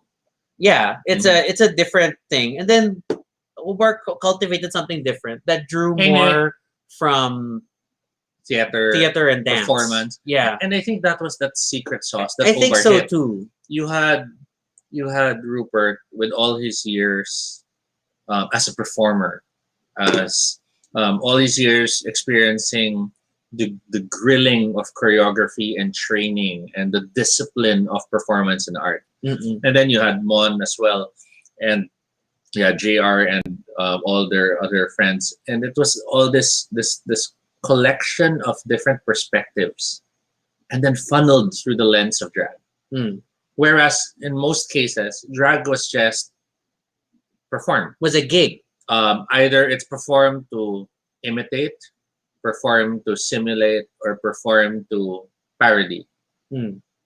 But here we had a perspective wherein perform as an art, and let's see where it'll go. And I'm not saying Obar was the only one to push drag as an art form. Yeah. But as far as our experience was, at that time when we saw it starting to happen at Obar, we weren't seeing it anywhere else yet. And it's very possible that maybe in some of the smaller bars in New York and whatever, maybe something similar was happening. Yeah. Because there were a lot of avant-garde performers as well, drag queens who don't bother to look femme, Mm. or drag queens who don't care about the song, and it's a performance where it's about a speech or about what's this, the word poetry and the like. Okay. So we have stuff like that happening for sure. It's just that as far as our experience is concerned, Ovar really pushed it forward in this country, and a lot of other places just tried to copy it. And that's why I always felt it was an indirect, not really indirect, but like a subtle measure of like that shift, that focus, because you just look at the stages of the different Obars. Mhm. So Obar Malate was a tiny riser, but it was a dedicated space. The stage is always there. And then in the original Ortigas, it was two stages. They added a backdrop. Mhm. So then it really felt like a distinct stage area. It was still a small riser, to be Mhm. fair. But then, it was definitely distinct performance spaces. It was the second Ortigas that suddenly Had the wings. it had a full cement raised area, and then it actually had theater style wings Mhm. that you can be waiting in the wings and see Yes. what's going on. And like, okay, something's really happening Mhm. until you get to the current incarnation where it's a two-level stage. There's full entrance exits options on the sides. Mhm. The dressing room backstage is awesome, Mhm. as long as you have a table. But it just really evolved, and then and even the lights, the the lights. sound. I mean, seriously, spotlights. Mm. We went through the era of perform whatever the lights are. Those are the lights. And And- normally it's like extra house lights that Or- are just focused on the Or stage worse, area. we flood and Yeah, we you just know, flood. and then, but later on, spot, and then later on, multiple spot. Colored spots. Oh my gosh! And then Eh, spot these are theater techniques, and right? spot with cycle. With, Yeah, yeah. Cyclone. Yeah, Is that the term? because they But- can shift color Yeah. and So hues. now you have a person on spotlight, but then the animated background, Yeah. and you could see the beauty and the dedication to making that performance stand out more. Mm-mm. And that's what I just really admired about it. It was there was a love in making the performances shine, It's a passion. but at the same time, it wasn't a blind devotion towards the passion. Because you'll have some other places na parang, oh, ikaw ang star. Kung ano gusto mo, sige, go. But then that's it. You don't really see them. There's no giving back. Yeah, and you don't see them taking the steps to help you become better. Yes. It's problema mo yan, basta we'll support you and buy what you need. But here, elocution lessons, dance lessons, training. I mean, people will hate training, but the fact that there's training shows that there's a discipline involved. Okay. Few items. My shares that it's true. There was one time where she fainted outside, and then they did check on her outside, so Mm. that's good. Karen asked the classic question, which is, what does the O? That's mine, not mama. I'm sorry, my earlier, and then Yeah. Mami other. Karen asked the classic question, what does the O in O bar stand for? I know that Mon shared the story before on how that came about.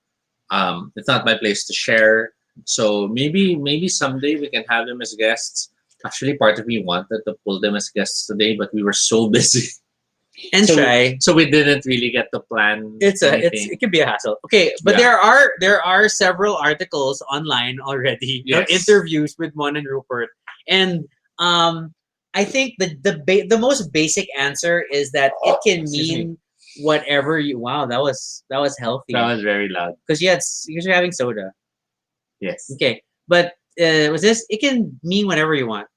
Oh. You can. I mean, it can be outstanding. It can be orgasm. It can be orgy. It can mean whatever you want. Mhm. As if I know there were, I'm paraphrasing very liberally, but it was something like that. Maya also says that it's the main show. You always show anyone who loves performances. Yes, and that's why I always find like Broadway nights are the easiest nights to bring in I miss Broadway um, songs. non-drag culture people because then it's easier to appreciate theater. And so to that end, Mami was like, wasn't sure how she'll convince her husband to come. But yeah, it can be that. If you want, check out my O-Bar playlist and then look for videos you want to share. There are a lot of 800. There are around 800 videos to choose from. yeah, but then you'll see like everything from pop songs to production. So you can then pick and choose and like what might help him appreciate the show. And if I can, just to toss this in, if you do want to invite him to join you for an overnight, don't talk about it as a gay bar. Mm. See it more as para siyang concert. Yeah, Because that's what it tends to feel like for a lot of people who are there. man, especially the Super Bowl nights. Para siyang concert, you just don't know what the numbers will be at. Or it's like, if you go back to the Connie and Carla reference because we talked about it the other week, but then it's like, what's this? It's like dinner theater, but very late. And there are different themed nights. As mentioned, there's the Broadway nights. Noel says his mom itches to go back for retro nights. Yes, the the retro retro nights are nights. good. Oh, and the retro nights do sometimes have ballroom dancing. And sometimes tend to be earlier than normal O-Bar hours. So like as early as 9 or 10. So Then it's a more palatable for people of an older persuasion and or then people of a more conservative persuasion. if they want to go home before midnight, it's Yeah. fine because by then the show's done and it's the later shows now afterwards. So Huh. it's really there. He loves Miss Saigon and Les Miserables. I have a few numbers. Yes, they have performed. I will both. send you a few numbers. I will curate for you. Okay. But yeah, there are some great broker nights. Urim's dating requirement is that they're game for O-Bar. Okay, that's up to you. Yeah, I but appreciate- but I will admit that's a good bar. Only because I know That's a Urim. good No, bar. no, because I know Urim. Yeah. And knowing Urim and how much he celebrates life and you know what he likes, if they can't accept him enjoying Obar, then that's a problem. Yeah, because there's no harm in it. It's a good And, good yun nga eh, experience. For people who will have problems with that, then there are of a certain perspective towards life, Mm. and that's not a person I want Urim to be. That's Toby. And I already have been drinking. That's why I said that on live stream. Sorry about that. Moving on. Such fun. What are you doing? Moving on.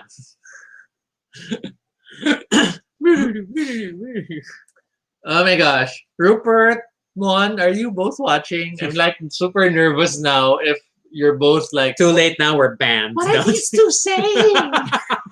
We're banned forever. Oh my gosh. Okay, favorite numbers. That's a trap. Okay, That's I a will, trap. I will not talk about this in order of how much I love things. I will talk about this in what comes to mind right now in my drunken state. And right now, the first thing I would want to raise was DD with other queens performing I'm Like a Bird, but recreating the scene From Bird Box. from Bird Box. Because that was so awesome. And I'm so sad we have no record of it in terms of video. Yes. Because the first time you saw it, I wasn't with Yes. So it's DD blindfolded with the two others because they're supposedly the kids, the girl and the boy. But the song is, I'm Like a Bird. But they're doing all the blindfold and later they're on a raft. So there's like fake water. you. Yeah, there's always And that the water cloth behind them rippling. and they're paddling while still singing the song. Such genius. Done so well theatrically. And the beauty about it, which I love the most, was that it still told the story. yeah. And you don't normally get that when you watch a show. And I think it's like it's like a lot of people can do great impersonations and straight up like performances. But then there's been a lot of like crazy creative stuff at O that it blows my mind. So Mhm. like me, I will always cite when Precious started doing Royals by Lord, and Yes. the evolution of the many things that she would pull out of her wig, her dress, or whatever. The moment she says certain words. Yes, because like the key one was like, "Let me be her ruler." I mean, like a measuring tape made sense because it's easy to hide, and then she'll pop it out of her wig, and And it it we had a very drops. dramatic like fall. That was great. But then how she pulls out a full 12-inch classic like plastic school ruler, Yes. I don't know how that happens. I don't know. So that stuff, and then I missed the Eva stuff. Like yeah, when they were Eva got into mashups at some period, Mm, and then nothing compares. nothing compares with Wrecking Ball Mm. by Miley Cyrus. It's like what the heck? What the heck? If you're wondering about that number, There is a video so somewhere. you can find it in the rockysunico.com YouTube channel. Please look it up. Um, on a related note, just because it's that topic, the Wrecking Ball numbers were funny, insanely funny. I mean, okay, first, The original Wrecking Ball in the second Artigas was very scary. yes, I was not sure about the strength of that Wrecking Ball. but the fact that they came up with this hanging Wrecking Ball Yes. for a person to swing onto was just hilarious. More so because the thing would turn. So they're always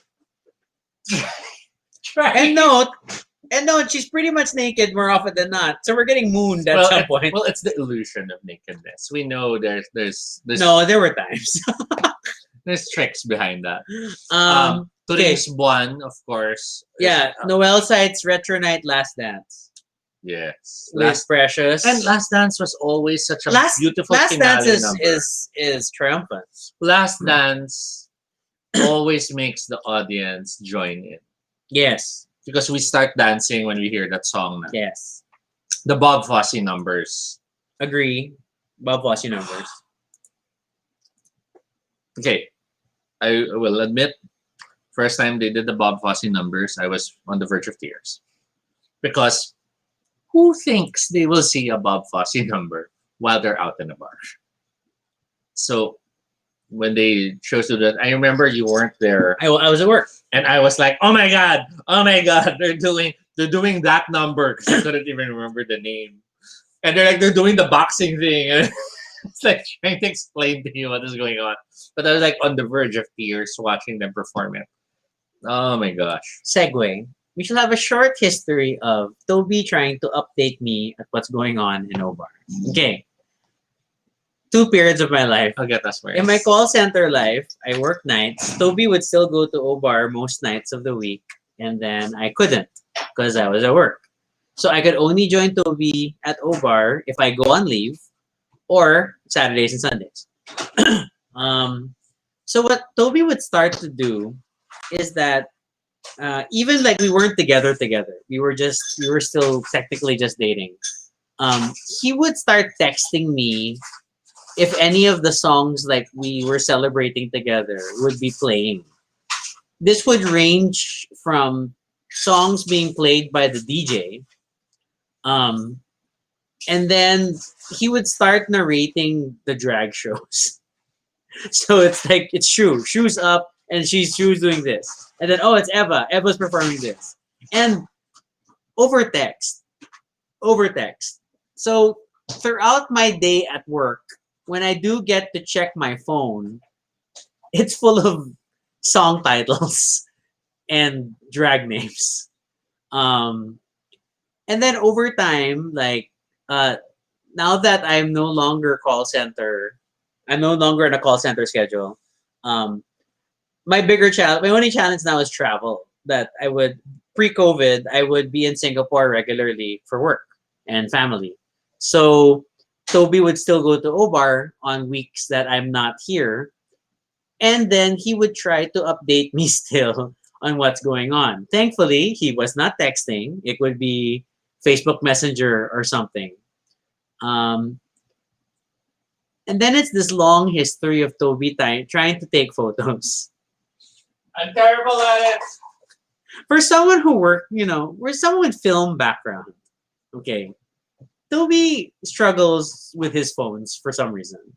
It's either they've been, they weren't great phones and then the cameras were like terrible, or I don't know, he's just not great with handling the phones. So I get these blurry updates I'm of terrible. people. I'm terrible with documentation. I'm better if I can compose and plan a scene. I know it's like I know sometimes when the divas come out or they see Toby's there and then Toby's immediately telling them, Rocky's in Singapore. Ah.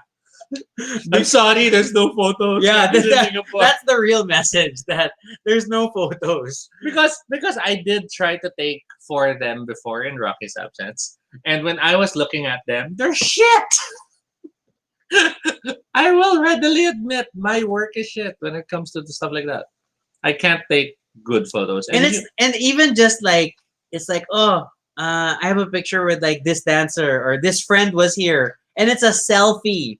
It's a freaking selfie, and I still can't tell who is in the photo because it's blurry 'Cause and it's- shaky. yeah, because it's Toby.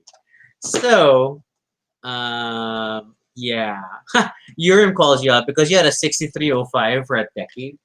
Yes, I also am someone who is literally on my fourth phone It's a in bit of my a low entire life. Again, Toby is still an iPad photo taker, and thankfully he does not bring his iPad to. I am only on my second iPad in my entire life.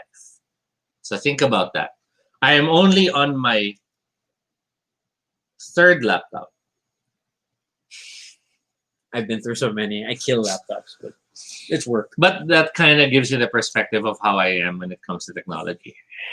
In other terms, Toby's very tito with gadgets, and it's been this weird struggle. So when Toby would be like saying like, oh my god, they're doing Bob Fosse at Obar.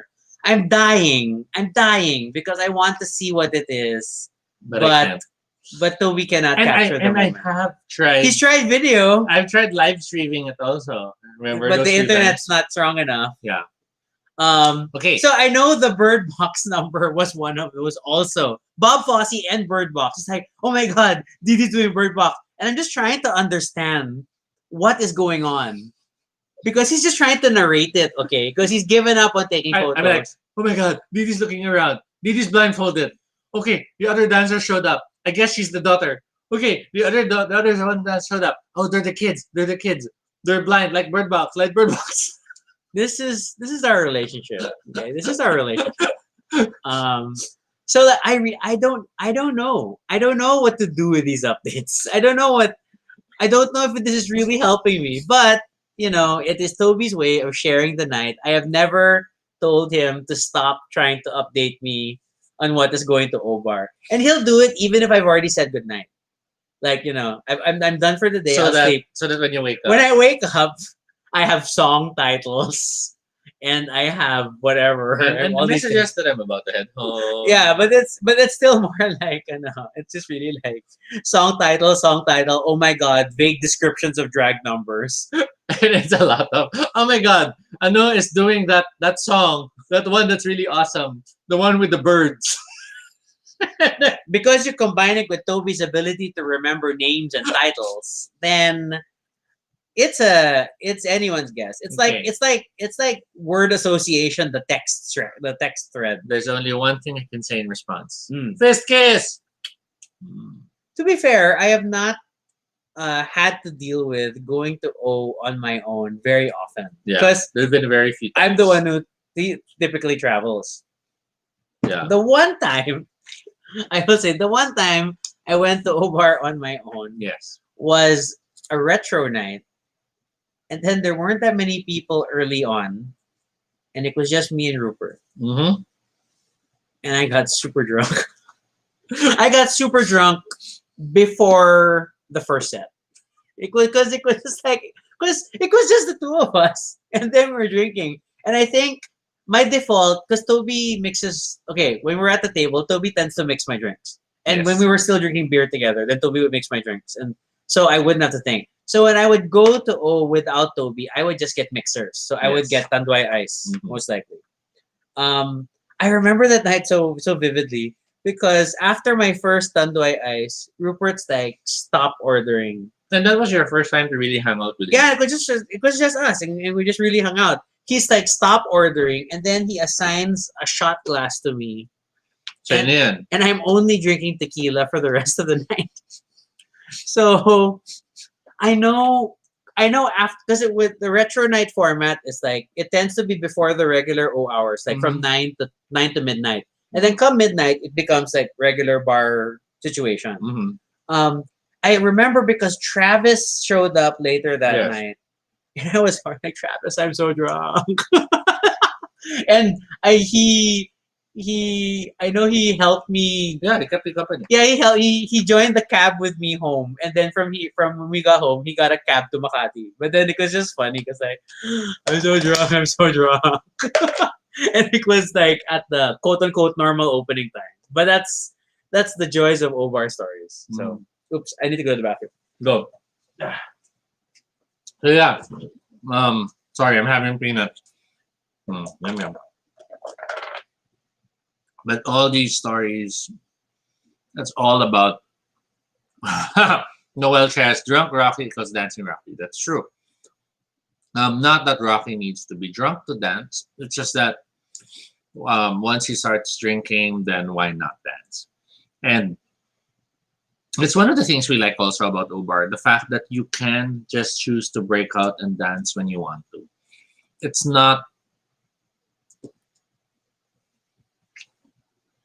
not primarily a dance place. I will admit that. Because it's not about a dance floor and tables are at the sides. You have the tables there, save for certain special events. That's when the tables are moved to the side for a dance floor. But primarily, the place is about being yourself, seeing people, enjoying the show, and just absorbing all the love and the joy. But on the times when you choose to dance, you might just be there by the table, you might be there slightly in the open area, or maybe you're lucky enough to be pulled on stage. Then by all means, dance your night away. Ubar is not a place of drama. It's not a place where people will judge you on how you dance or how you choose to celebrate the night. I remember when we were at bed, I I felt the whole time I was being scrutinized. There was that feeling of, you know, why are you here? You're not like us. You're not of this level, or you're not of this standard. And I hated that. Um, on the opposite end of the spectrum, when I was in that other place near Obar and Malate, whose name I refuse to mention, and it's also because I don't remember specifically the name. No, now I do, but I don't want to mention it still. It was the complete opposite of me with my, there were those tickets for the beer at the counter, waiting for the bartender to give me my beers. But he was busy unloading a case of beer. So because he was doing that, I had to wait.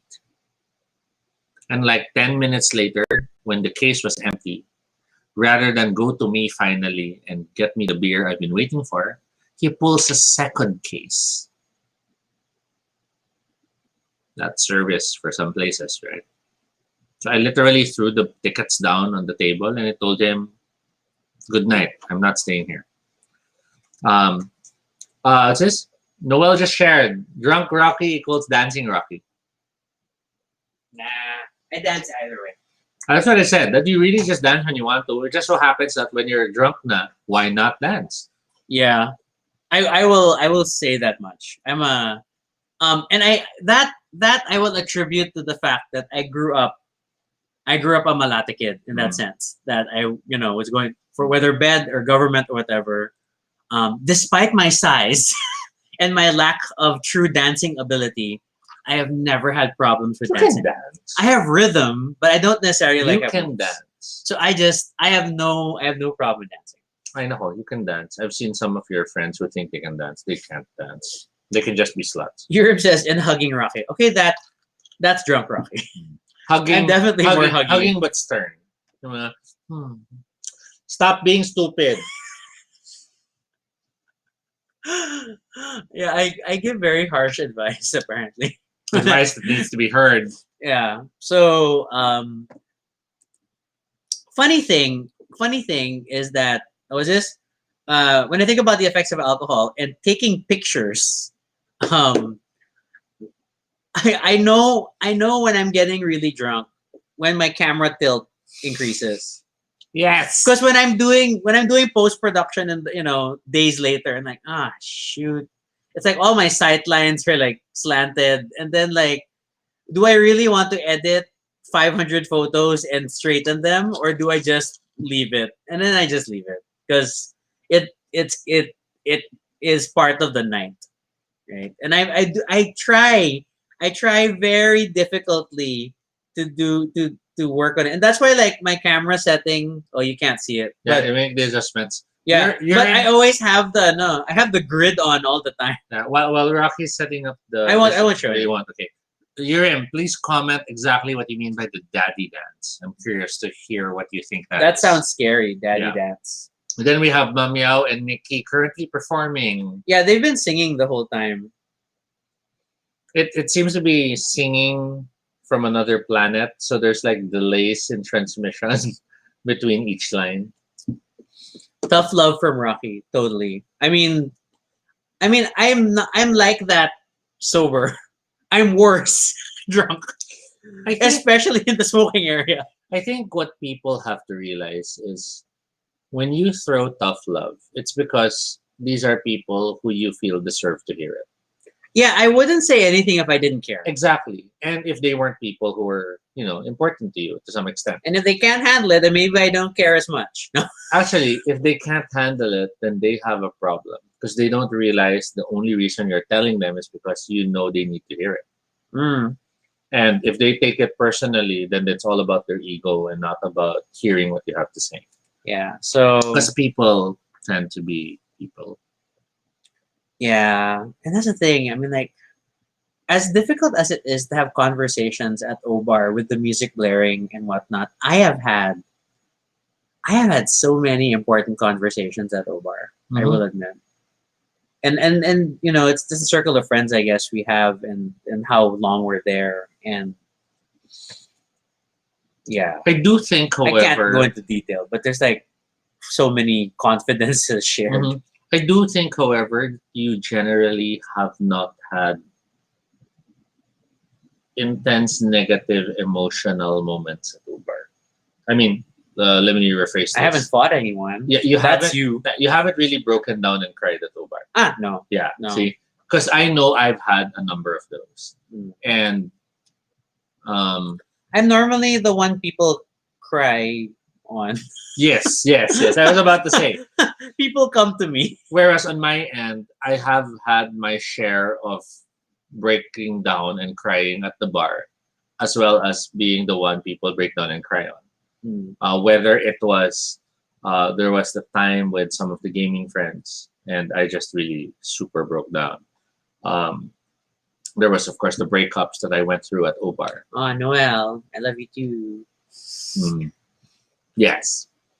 So, and I think that's what makes Obar an interesting place because it doesn't even make you think you're at a bar when you Yeah, have those moments. it's a really noisy house. And then I will say this much, at least so now I'm like 11 years of our relationship, 11 years of Obar for me Mhm. also. Mhm.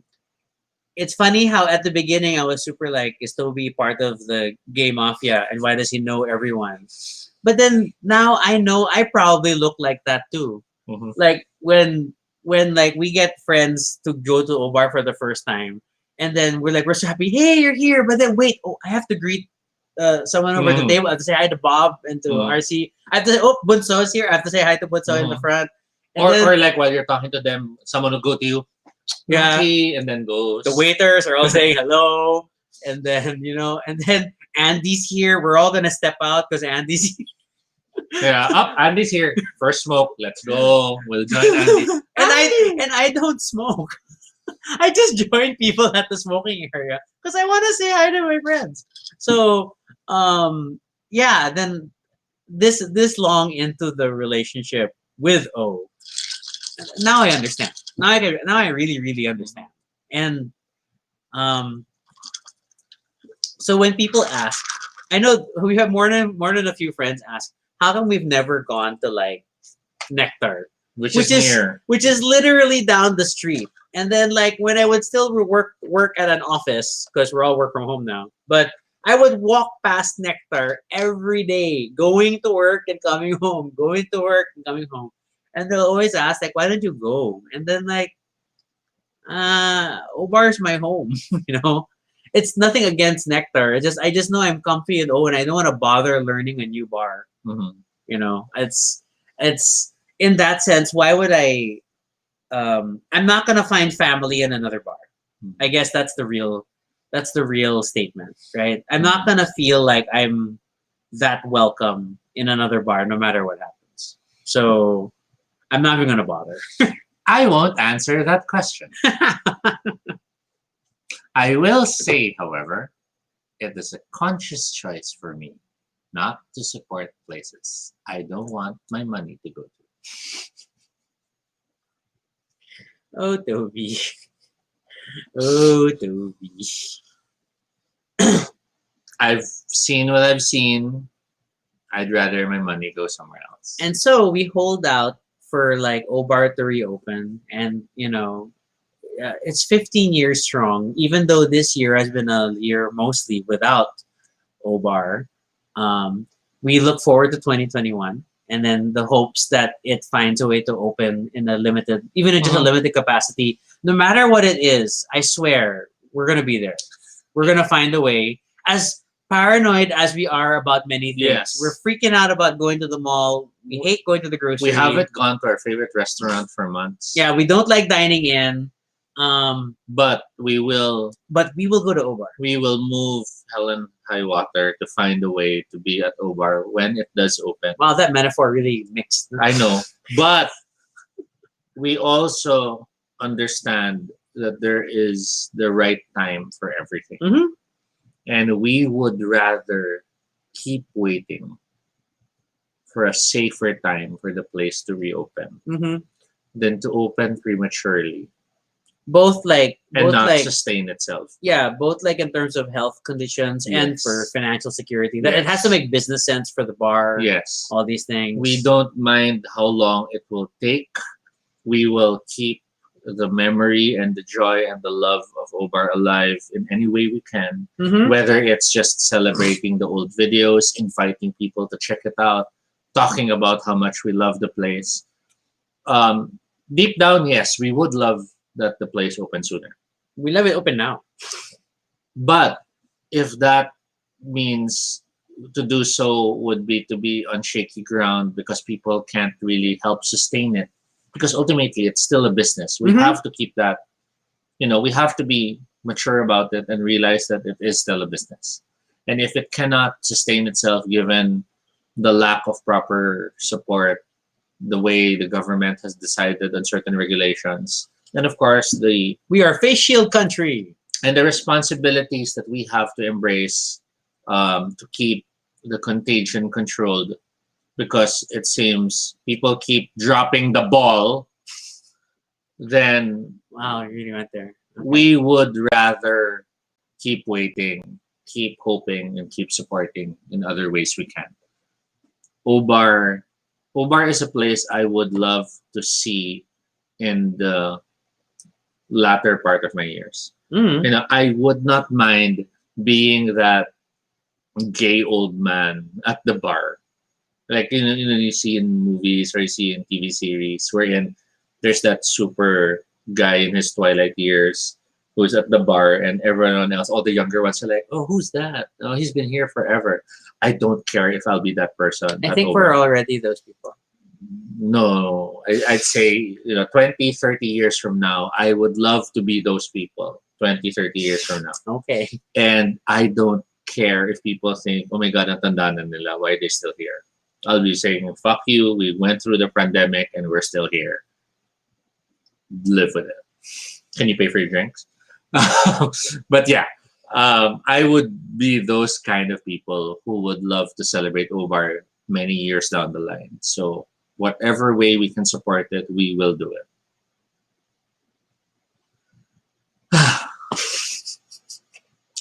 Heavy. Yeah, because it's just so frustrating. Yeah, yeah, but but that's not what Obar is about. And that is not what Baduy Pride will be about. So we will not dwell on that. Yeah, We will focus on hoping for the best yes. and celebrating what Obar still is and represents to many of us, and then we go from there. And Yes. I don't know, it's like already 11:20. We've been at this for 2 hours, so this is a movie, guys. But we do thank all of you for being here with us through this episode. Listening to us just Miss so Tito will gather about Obar stories. Yes, we are those gays who like talk about Malate. If you're wondering about how it might be like for the first time you to go to Obar, there is a previous episode where we give our suggestions and thoughts on that.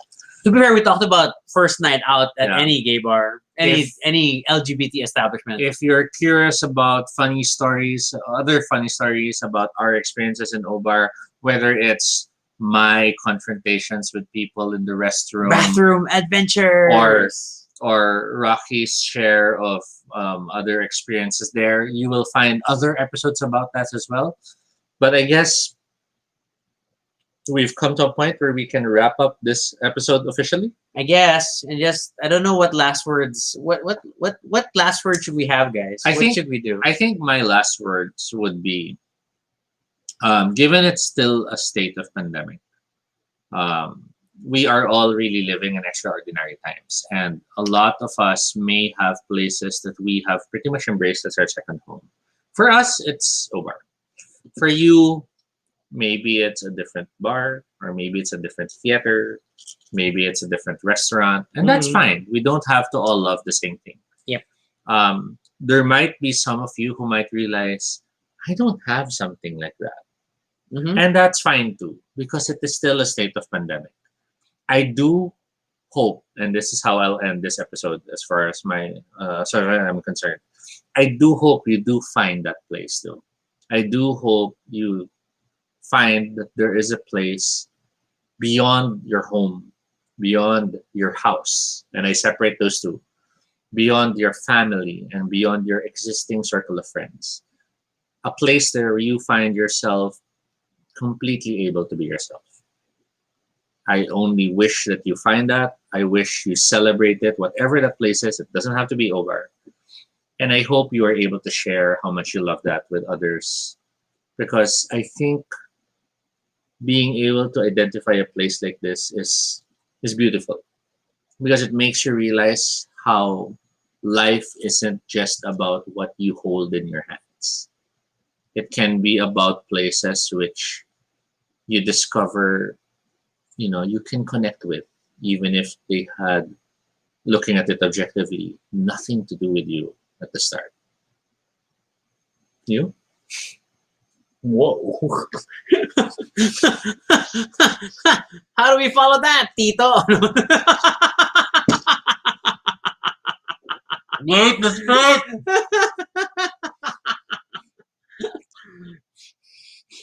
Namaste. um, yeah, I thought I knew bars. Okay, I guess that's my short form will be I thought I knew bars. I thought and I'd been around, and then Obar's been a completely different experience, and I in all sincerity, I will always say that Obar really feels like another home for us, and that's like really my main takeaway from that.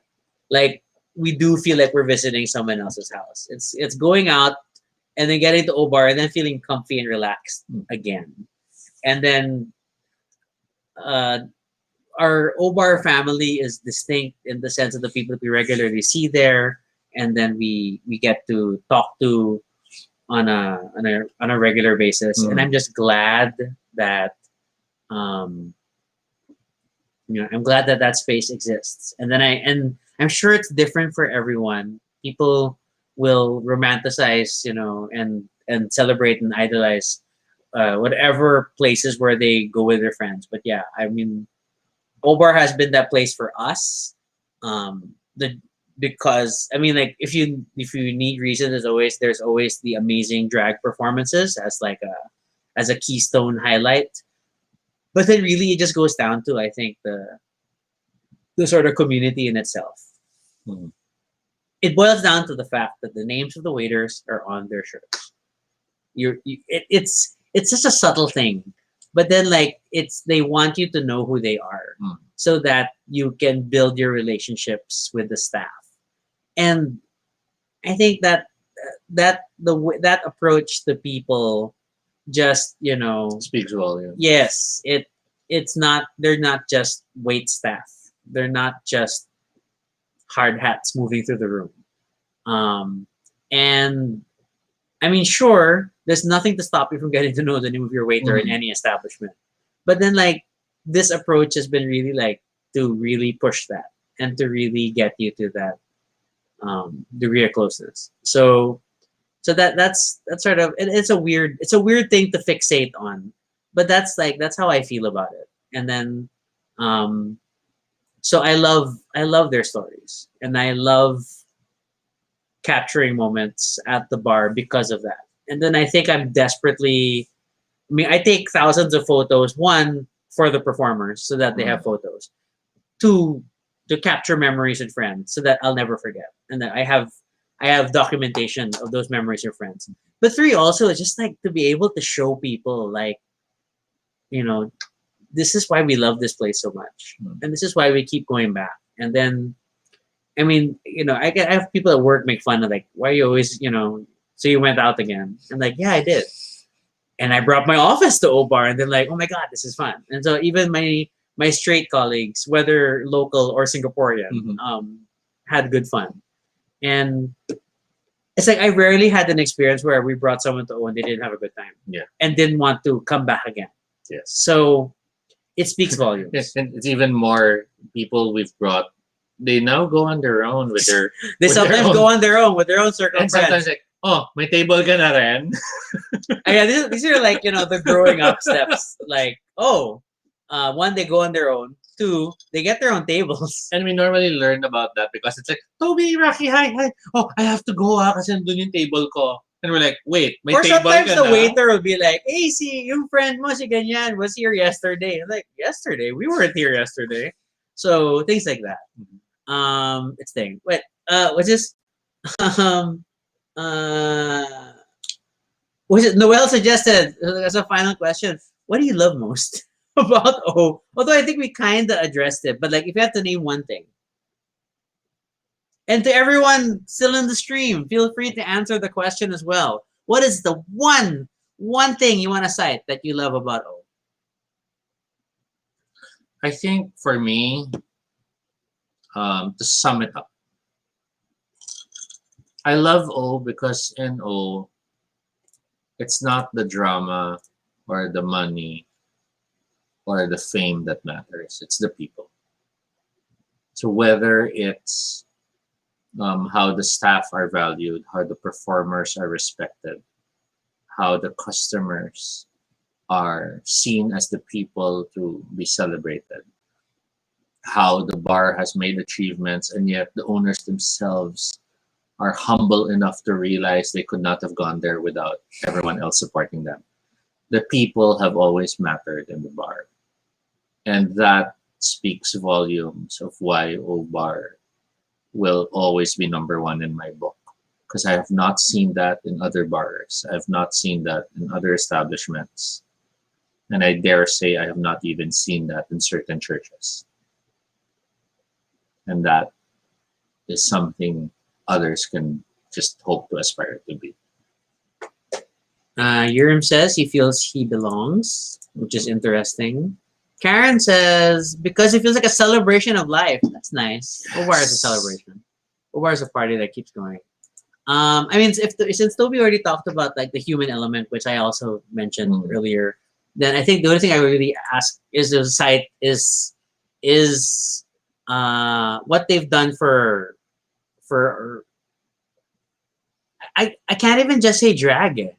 It's Mm. not. It's mainly drag. But then I guess for this unique performance culture that they've Yes. cultivated, Yes. that what other bar are you? You know, you'll see these amazing drag performances. Where now even the what you were mainly the backup dancers now also have moments to lip sync, even though they're not drag. I mean, they're guys. Mm-hmm. They're also lip syncing to performances Mm-hmm.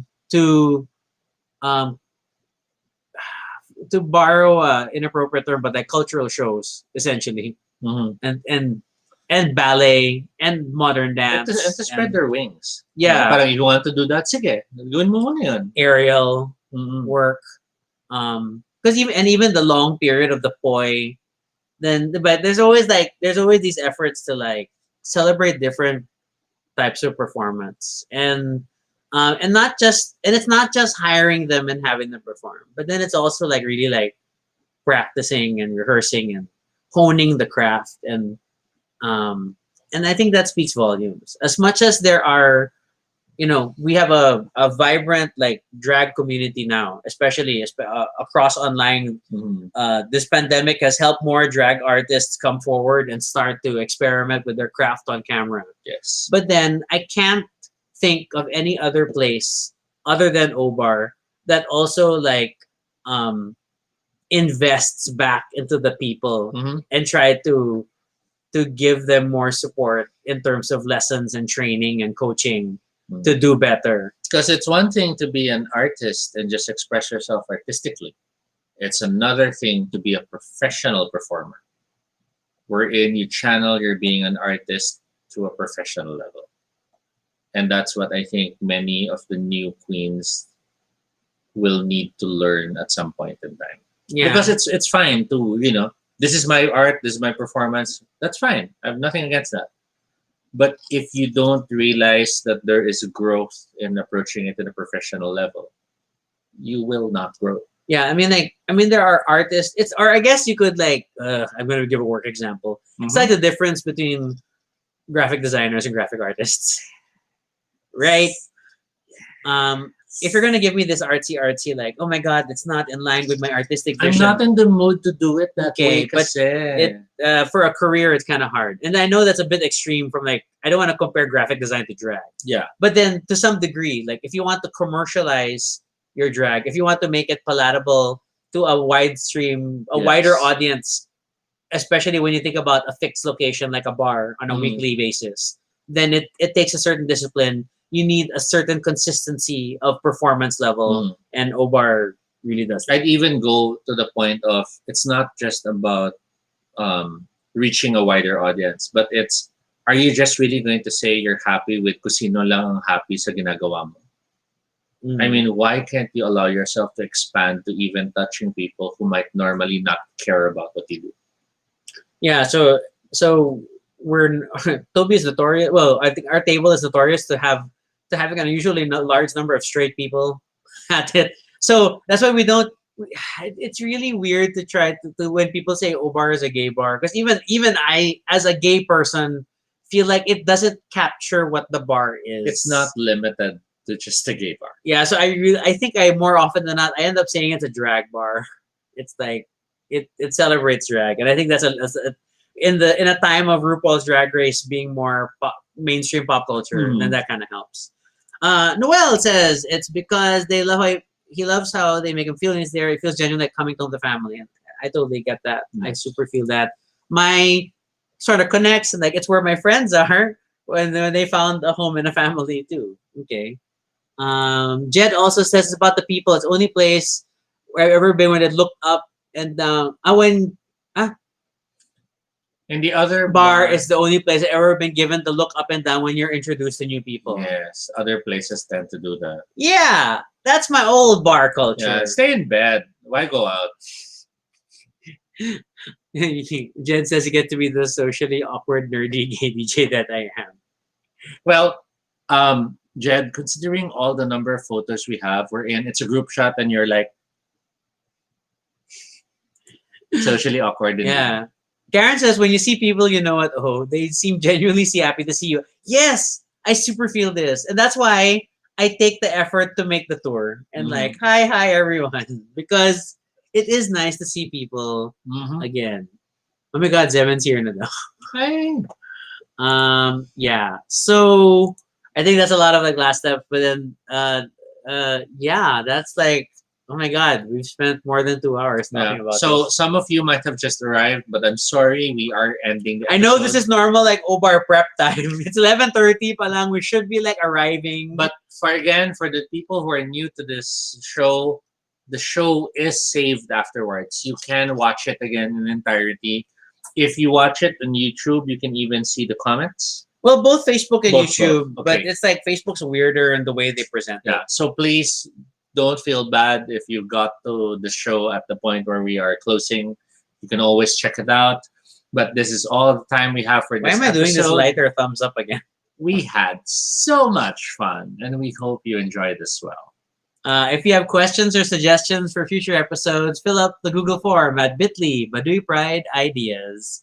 Yeah, you can follow us on Twitter. I still haven't switched this logo, but Altobi, no shade, RG Suniko. I'm not even sure if I'll keep my Twitter account. I'm still waiting on that. Just keep You it. can also check out our blog, baduypride.com, for all the previous episodes and stuff about us. Feel free to continue the conversation in the comments below.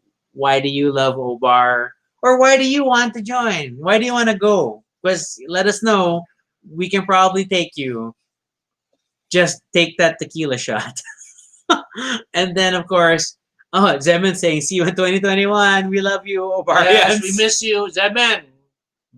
Ano ko, Red Horse.